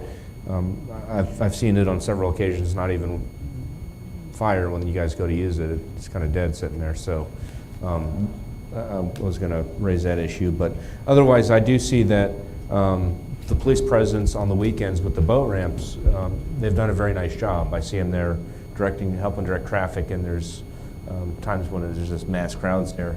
And I think one way to encourage boating safety is to have that presence just at the ramp.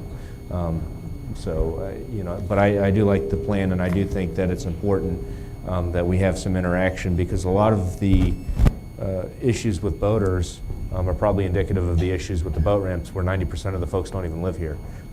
So that's one of the things that we're going to have to consider and look at, because we can educate our citizens that live within the city, but a lot of the times you're not going to be able to reach the people that are on the river because they're simply not from here. They put their boat in and they go. Yeah. So I think that's where we need police presence. I agree.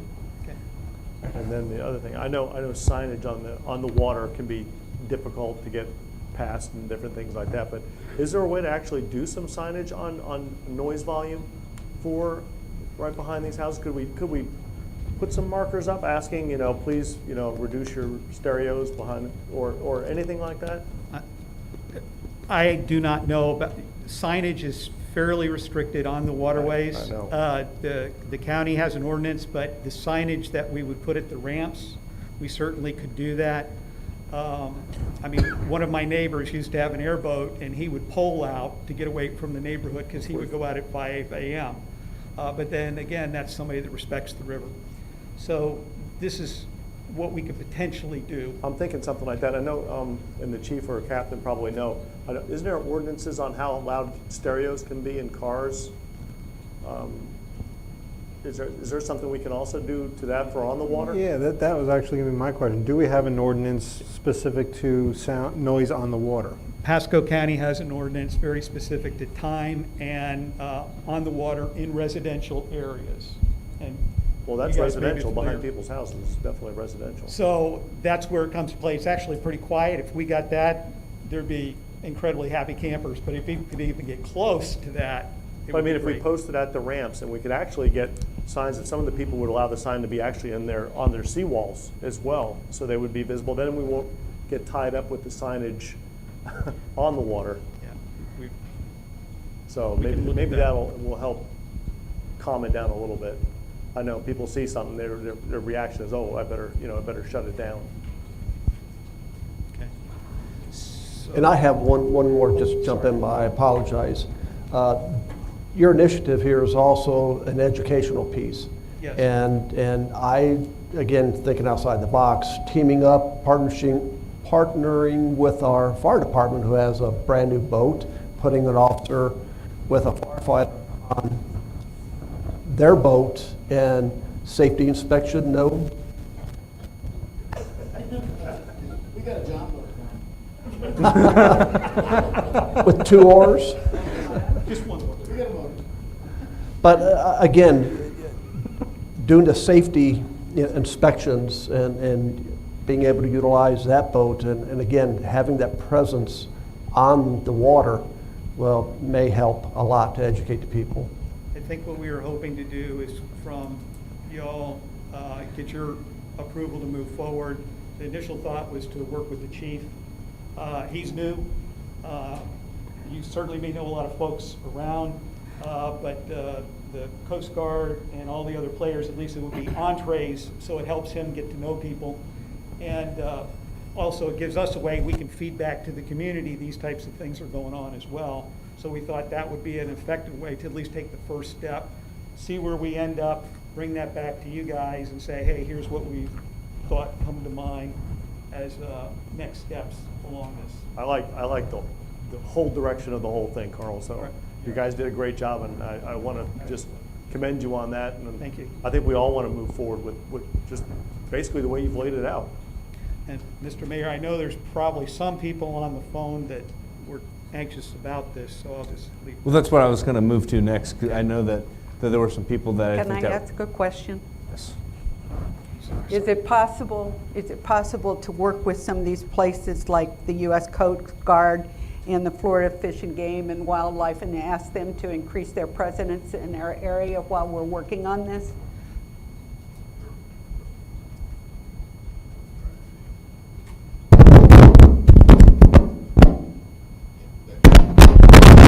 Okay, that shouldn't be a mine. problem. Yes. That's usually mine. Okay. That was our hope, that through those outreaches, that could take place relatively immediately and do some things as far as advisories or that type of thing early on. Yeah, because we're coming up on scallop season, I believe, and that's going to get our Right. rice That's traffic. That's So- going to increase, that'll increase their presence anyway. Yeah. so. Be crazy. With that, if I may, I'd like to Already. thank you, Mr. Roth. And I'd like to know if we can talk to our folks on Zoom. There was 2 people that had signed up on this particular issue.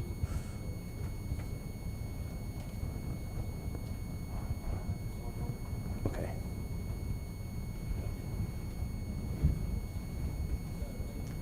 Recognizing me? Hi, can you hear us? I do. Just wanted, I wasn't sure you were recognizing Zoom.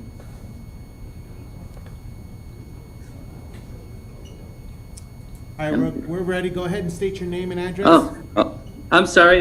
This is Ray Duquette. I'm at 8025 Island Drive, and thank you, Mayor and council members. And I think Carl briefed it quite well. I don't want to take my time to repeat everything that he talked about on, you know, the vile kind of activity that's going on in this community on the river. And we moved here 4 years ago, expecting, of course, to live in Port Richey on a nice waterway, you know, a nice community. And I can tell you the reputation of Port Richey, even in my mind, is going downhill by allowing this activity in this community. And I'll spend my time talking about some of the things that you talked to during your meeting here about people on the waterway affording potentially dredging, and people on the waterway having to deal with what someone said in the council about 90% of the boaters are probably coming off of Nick's Park or some of those commercial docks. And so, you know, when I look at this, if something can't be done to change the behavior, then a lot of the citizens on the water would say, why would I want to dredge the river only to allow more boating? Because this is not what we want to see in our community. But fundamentally, I want to say that, you know, there is an ordinance. And as Carl said, you know, it's section 6697 in the county ordinance. We've had a number of run-ins with people violating. I've talked to them directly. We've talked to the police force here at Port Richey Police Force, and they said they could do nothing about it. And I reminded them of the ordinance itself. And I just, you know, I just wanted to say that, you know, I also had one run-in with a pretty aggressive boater.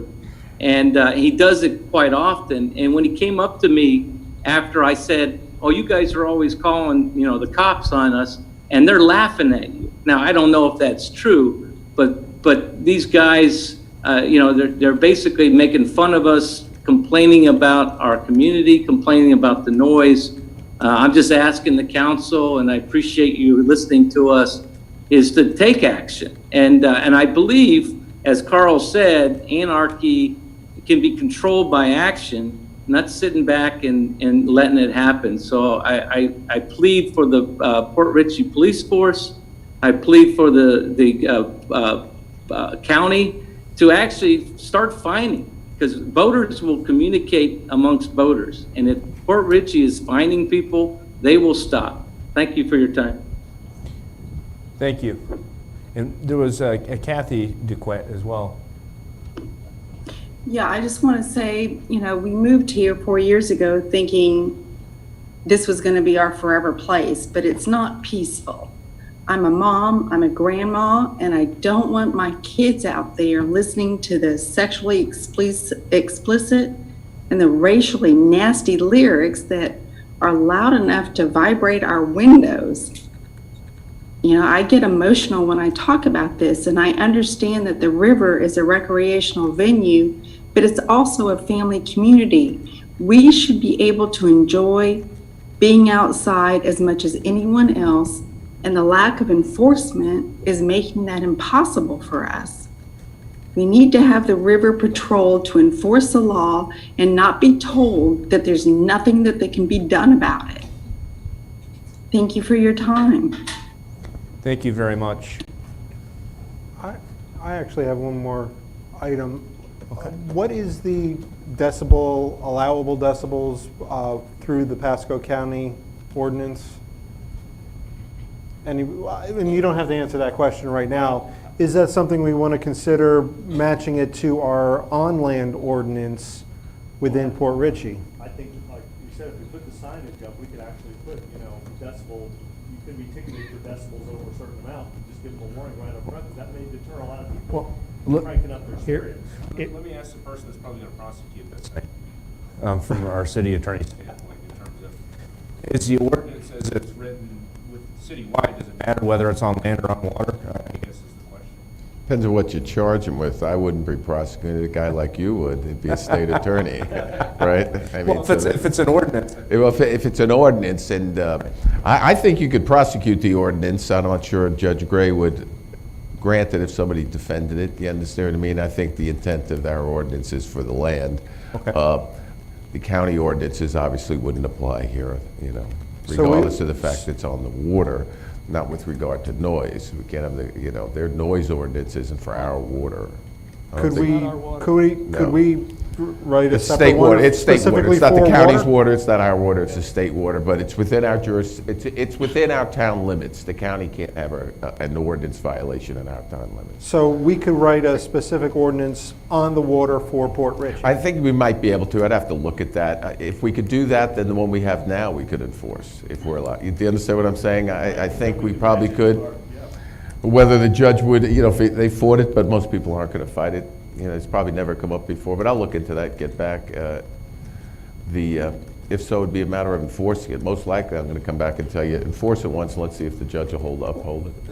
Yeah, and to that end, then at least our police would know it's our own ordinance, so they could more aggressively go after it. If you have a sign that says you may be ticketed for, above decibels, people will think about it. But make the ordinance and we can post it. We already have the ordinance. We have the noise ordinance. I'll check, but I can't see any reason we can't enforce it within the city limits. Okay. So that's what I was asking. There's also an ordinance regarding noises from vehicles. I don't think it applies to vessels, but it might. So I'm going to check that first. But that's a different traffic thing. But just a general noise ordinance is what we have one here. Yeah. It's okay. Excuse me, it's not just the noise, although that is a huge issue. It is the speeding. This is an idle speed zone, as Carl referred to earlier. I mean, we have marine life, we have seawalls, docks, and more importantly, we have smaller boats and kayakers. Well, I've seen the boats speed is already speed by enforceable. kayakers. Yeah.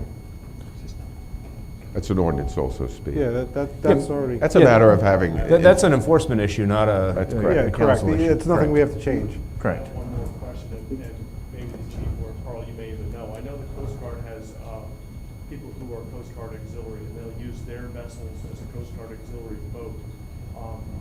Could the police department our police department use a residence vessel, obviously just placarded or just something they hang on the side that says police, and just sit out there in the river without the expense of going through and buying a vessel?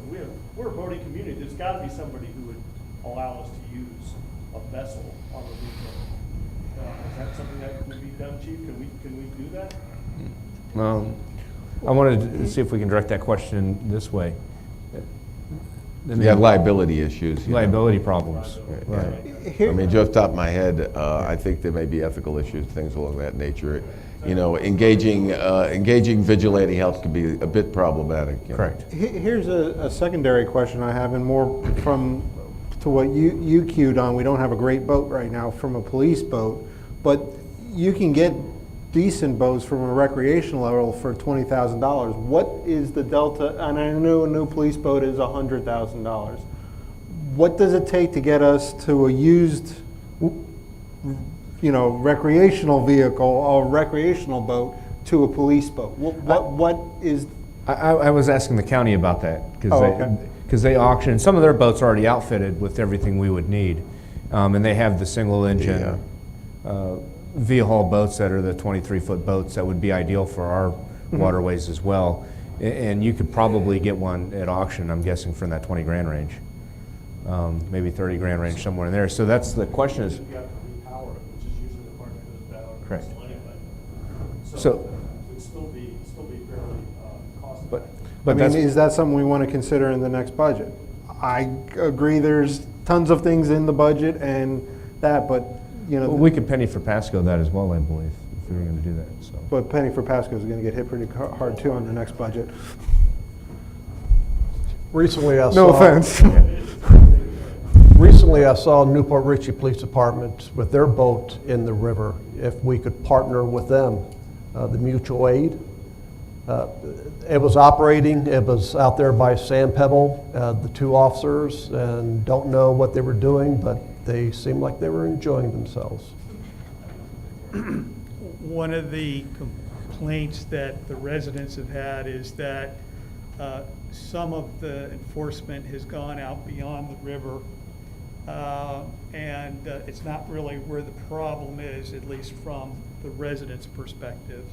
So where it is would be very beneficial to the enforcement. So that's one of the things that I thought we could talk with the chief about and figure out how we could do that, how we can get the coverage, time, location, what you have. Thank you, Mr. Roth. Sure. And with that, were there any other comments from the general public? Not seeing any hands. I wanted to kind of close this discussion off and move on to our consent agenda and agenda, if we may. Oh my God, we're not even making that agenda yet. Correct. So at this time, I see comments from city manager and council. We've already covered that. I wanted to cover the consent agenda, and I was looking for a motion. Motion for consent agenda. Second. All in favor? Aye. Aye. Council business, there's two items. The first one is a continuation of the discussion of draft for golf cart ordinance, and I wanted to pass that to our city attorney. Thank you, Mr. Mayor. Let's give me a second. I have before you the revision to our ordinance. You can see the underlined section. I think it's pretty self-explanatory. So what I'm doing here, what the council wanted was to allow the recognition of golf carts that are registered in Newport Richey to drive on our streets right now.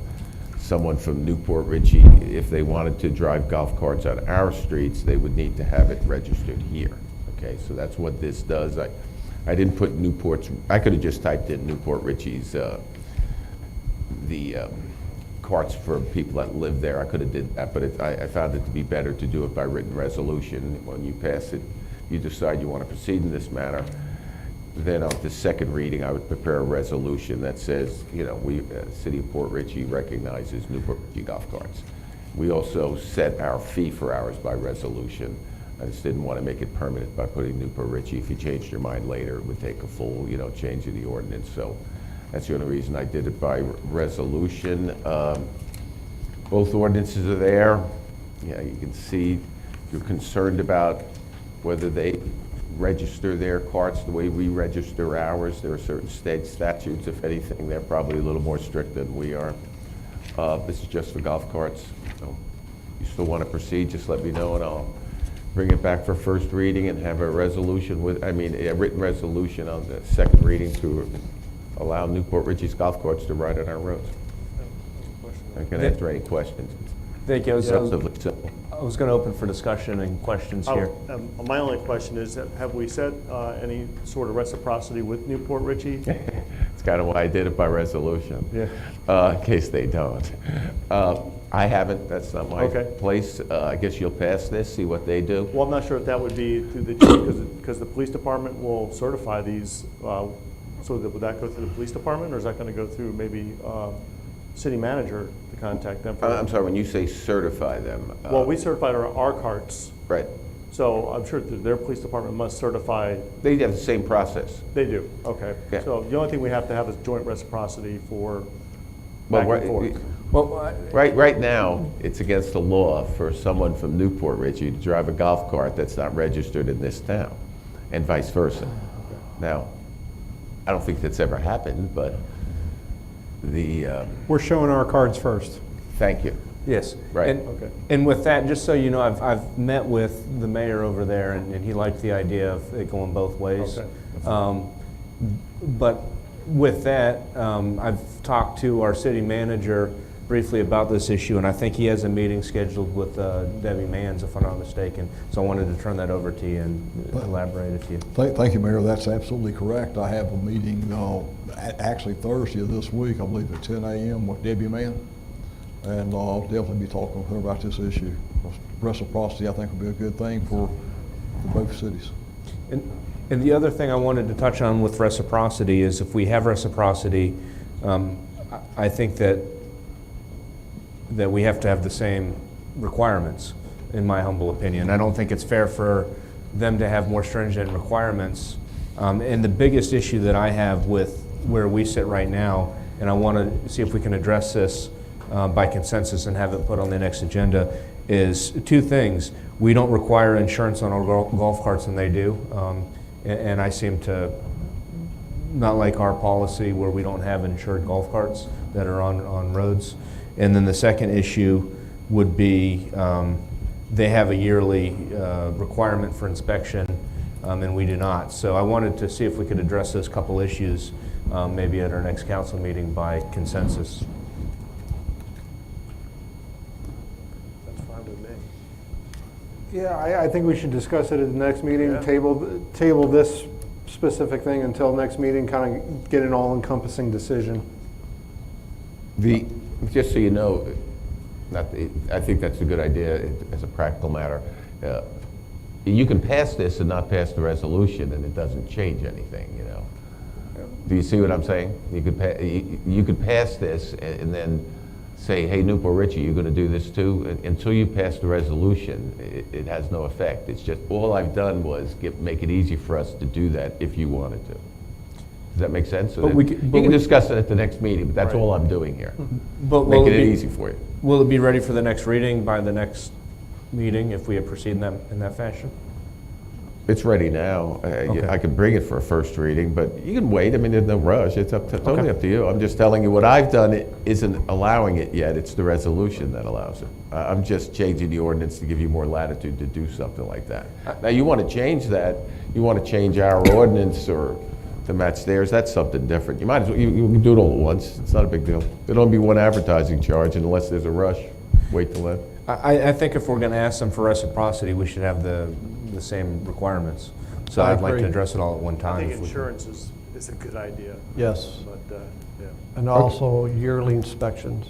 Correct. So, yeah, let's table that till we get all the information.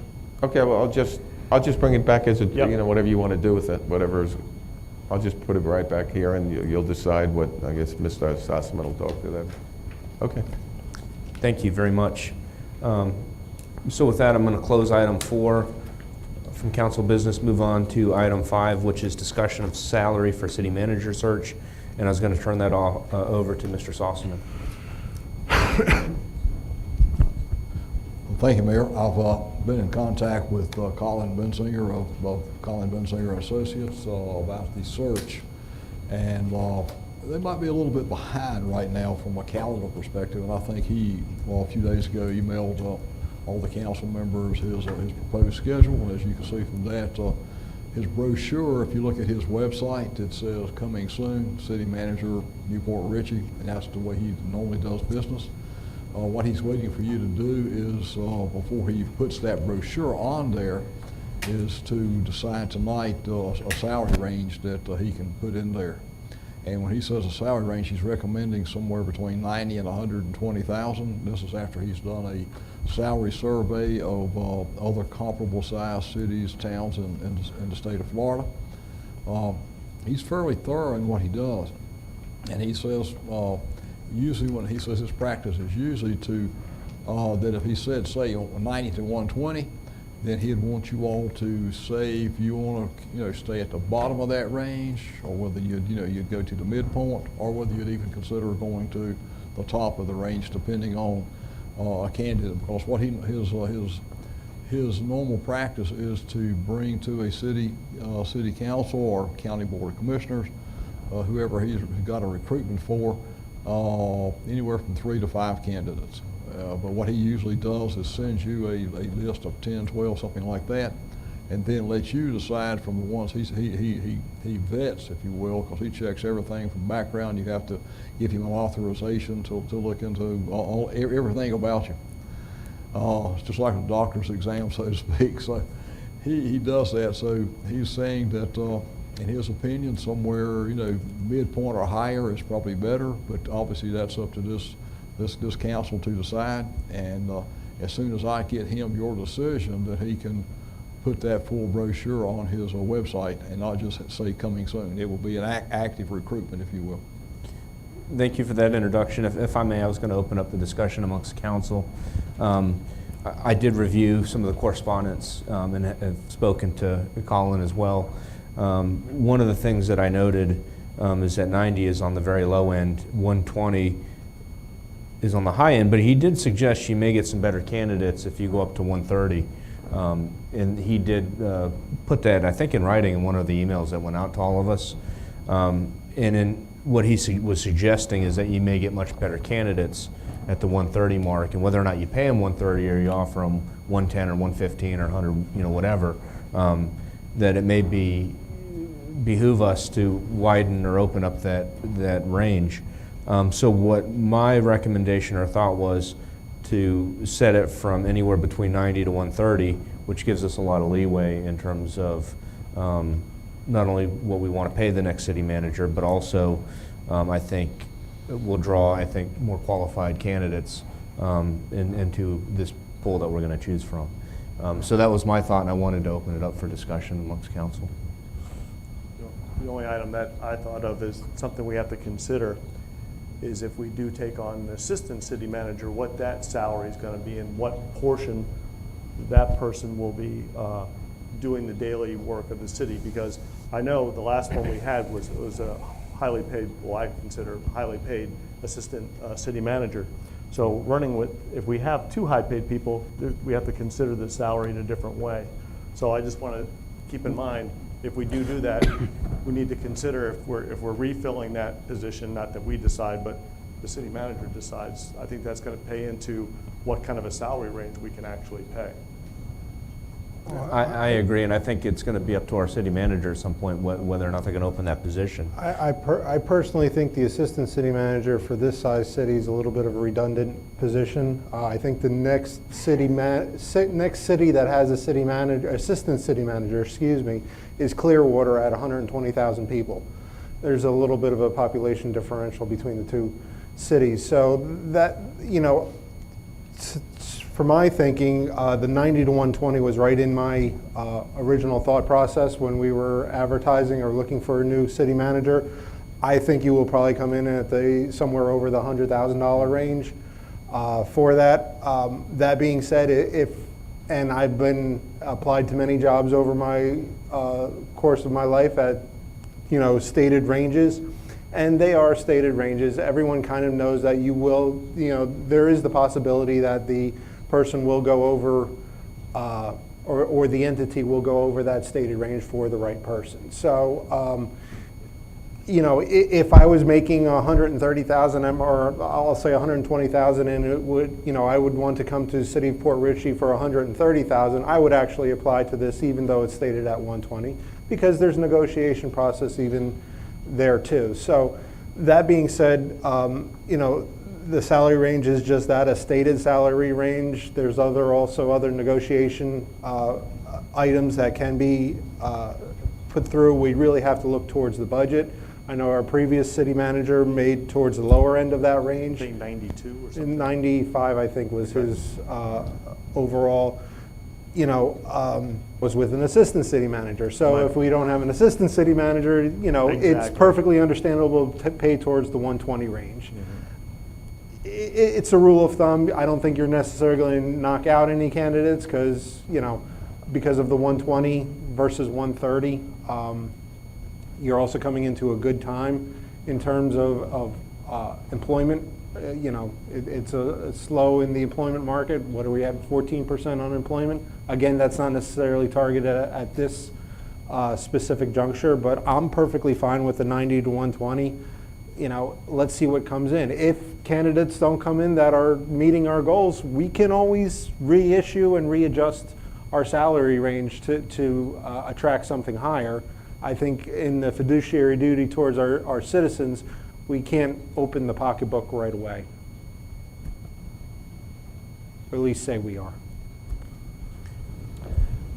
Well, the saying goes, you get what you pay for, and looking at that lower end 90,000, I just thought that was just a little lower. Trying to get a better target. I was thinking of 100,000 up to 135 is my thoughts on it. By eliminating that assistant city manager, which would allow us to get a better applicant with that salary range. That's my thoughts on it. And let me ask, because we may be able to approach this from two different ways. Would anyone have an opposition to the range being 100 instead of 90? No. No? Mr. Rowe? Okay, so we can start with 100 then for the range, is it by consensus? Mm-hmm. Okay. And then the question is, how high do we want to go from the 100 in terms of just advertising? And Mr. L, I was kind of curious about your input on this issue. Well, I agree that if we don't put the money forward, we're not going to get very much in the way of quality. There's no doubt about it. Having been through this process before, we really need quality applicants that are going to be willing to either move here or already live here. And I think that we do have to at least give them an incentive to come. So I agree with 100 to 130 range myself personally, because we need somebody really special this time. And I kind of wanted your take as well, because we're starting to bounce between 120 and 135 is the ranges. 100 to 130 doesn't bother me at all for the position. My only concern, again, was the assistant manager position. That was a big number. I don't remember. That was not around high 80s to low 90s. Okay, too. that makes a big difference, So bumping up the city manager who doesn't have an assistant up to 130 doesn't bother me if we're saving $80,000 on an assistant manager position. But with that in mind, we're still going to have a financial director who's going to eat up a lot of the Johnson salary. We're paying 90 for outside source for that now. outside source for that now. So that's right. And I believe the Okay. person we have now is a contract worker Yes. because it's short term. So we're in good shape there. Yeah, too. the So, finance director yeah. is almost a separate conversation. It's Okay. I just think that 100 to 100 1 to 130, I think, is a good area to be in. I agree with Tom that we want the best we can get, but we have to keep in mind we can't siphon off, and add an assistant manager at $80,000 a year either. My question on that one is I don't think that our charter calls for an assistant. It does not. It does not. I think that was a decision made by That was a the title previous- change, yes. the previous Correct. City manager's decision, Yes. title change on that. So actually, the I think it was a grant writer. responsibilities have never, ever been I know. defined as far as that goes. So, Mr. Sussman, I hope that you can assess our need for a assistant manager, which I'm not real sure we have a need for that. And in your position right now, you can determine whether or not we actually need someone to do that, or whether we can hire someone. Not that we're putting you on the spot right now. And yes, I am putting you on. So you say, Councilman, but no, I understand exactly what you're saying. And I didn't know Ms. Martinez because she left early June, and I came in the 24th, I believe, to work with Mr. Lupo for a few days before he departed, and tossed me the keys to the ranch and his cell phone, that kind of stuff. He's a nice guy. I really had never met him before. I heard his name, but in my opinion, right now, your need would be to have a, if I can express that, I believe to answer your question, you need a good qualified city manager without a doubt, and you're looking for someone that's got a broad-based experience, literally, because of the size of the city and the staff that you have, and the directors that you have, that I'm working with, they're all good, but and I know Miss Wood, Becky, if you will, is doing a heck of a job, because I have really, in my experience, I've never really seen a finance/HR director position, because they're two disciplines that normally just don't fit together because of the speciality of the two.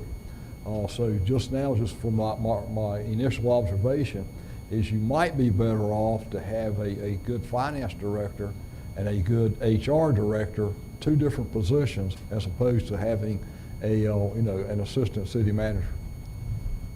That's just right now from what I've observed, because right now Miss Wood's running around like the proverbial chicken with her head cut off.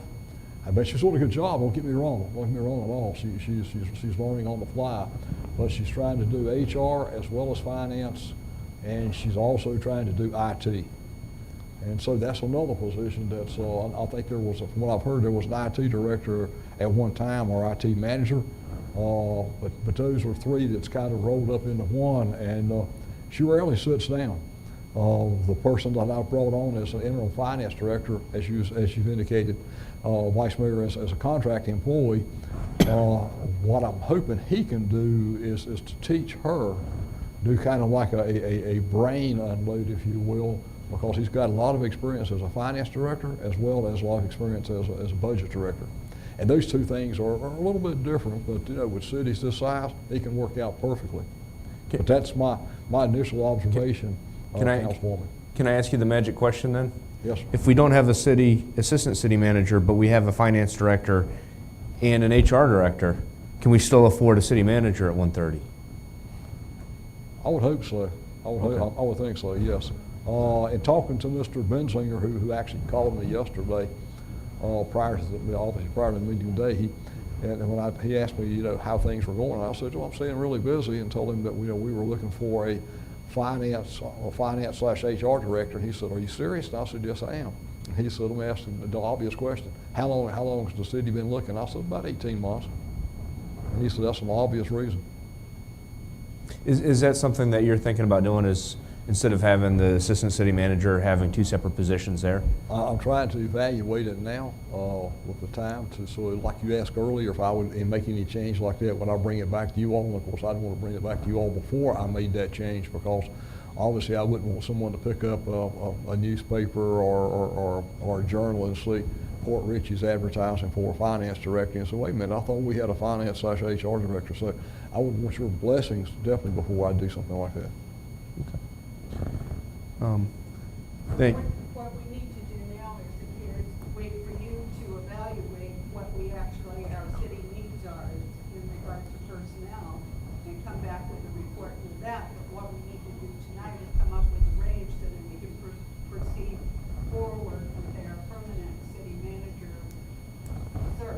Yes, ma'am, absolutely. Now, just historically speaking, I think the reason why that title change happened was because Ms. Martinez at the time was working on her doctorate, and it was a reward for her efforts, which she deserved. Working on her doctorate, she got her doctorate during her time being with us, so I think that's what it was. So I don't think it was an actual necessary position that might be eliminated at this time, and come up with somebody stronger in HR. We do need an HR director. I think some of our problems that have happened in the past is because we did not have someone solely devoted to our HR relationships and their special needs for all of our employees. And one point there is going back to some of the questions earlier about related items, but what ties in with that HR perspective is also a form of risk management, if you will. And a lot of places, obviously larger, they'll have an HR director as well as someone that's like a risk management manager or something. Because in today's world, there's a lot of risk involved, going back to the question about using a private vehicle on the water, a boat, and letting our police department operate it.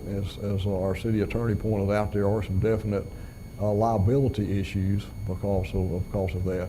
And I know we see it in the movies all the time, some waterfront city and some guy goes out and commandeers some guy's Volvo or whatever, or a boat. So I mean, but this is real life. It's not Hollywood. With that, I wanted to know if the council by consensus is okay with that 100 to 130 range. And I'll just go around and just kind of ask.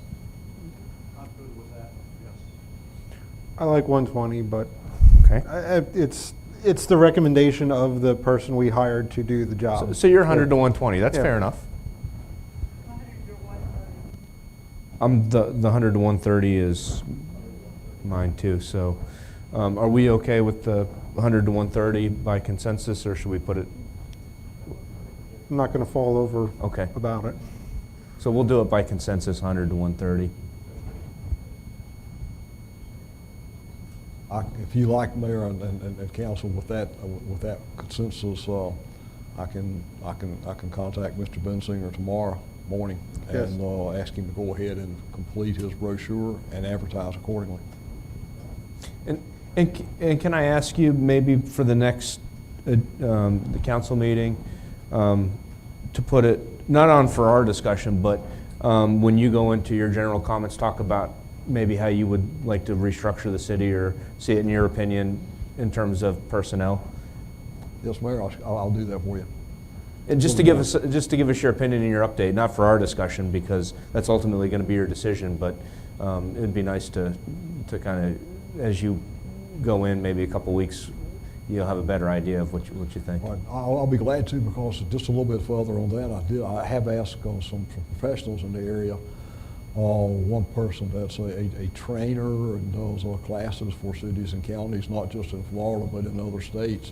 And when I asked her to reach out into her network and see if there's anybody out there that would like to apply, when I told her what the title was, I thought she would, she was like stunned, just like Colin Bensinger. And then I've reached out to some other folks that I know that are either on the budget side or else on the finance side for counties or cities. And they said they would look, but it was, again, two disciplines that not necessarily totally disparate, but at least enough differences that you don't have somebody who's really specialized in either one. So I guess what I'm asking you, you may know now, is it your gut instinct to close that assistant city manager position and then have an HR director as one position and a finance director as a separate position? If I was going to look at doing the separating HR and finance as either two managers, two directors, I would not come back to you and say I wanted to fill the assistant position. Sorry, I couldn't hear you. I would come back, and what I was saying is I wouldn't come back and want all three positions. If I was going to do an HR director and a finance director, I wouldn't come back and also say we need an assistant city manager position. Okay. Yeah, I just wanted to make sure that budget-wise we were going to be okay with salaries. Because I think maybe it was Councilman McClary, who indicated it was kind of like overload to a degree. That's probably not his exact comment, but I think he's got a definite point.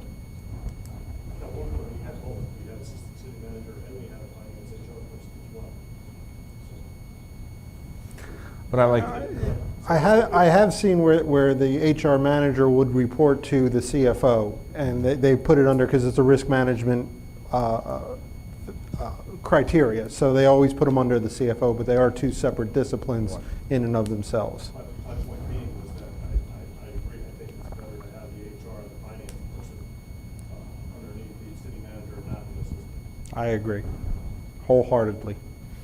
but that's going to be a city management call, so I just wanted an update, Yeah, that's it's all. good to make ourselves clear. Right. We can advertise our intent and what makes us happy. I like it. Okay. You know, I think the vice mayor's trying to keep me between the white lines and not get into the ditches.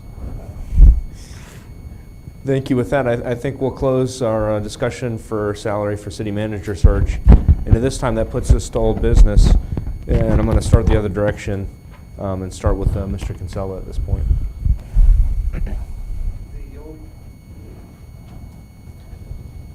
The only thing I want to add, and I think we touched on a little earlier on, is better communication from City Hall to the citizens via the website, through the water bill. Our understanding that when the water bill went out, there was supposed to be a section of it to give various announcements for the city, as well as some type of a newsletter, a quarterly newsletter, which we've seen one this year so far.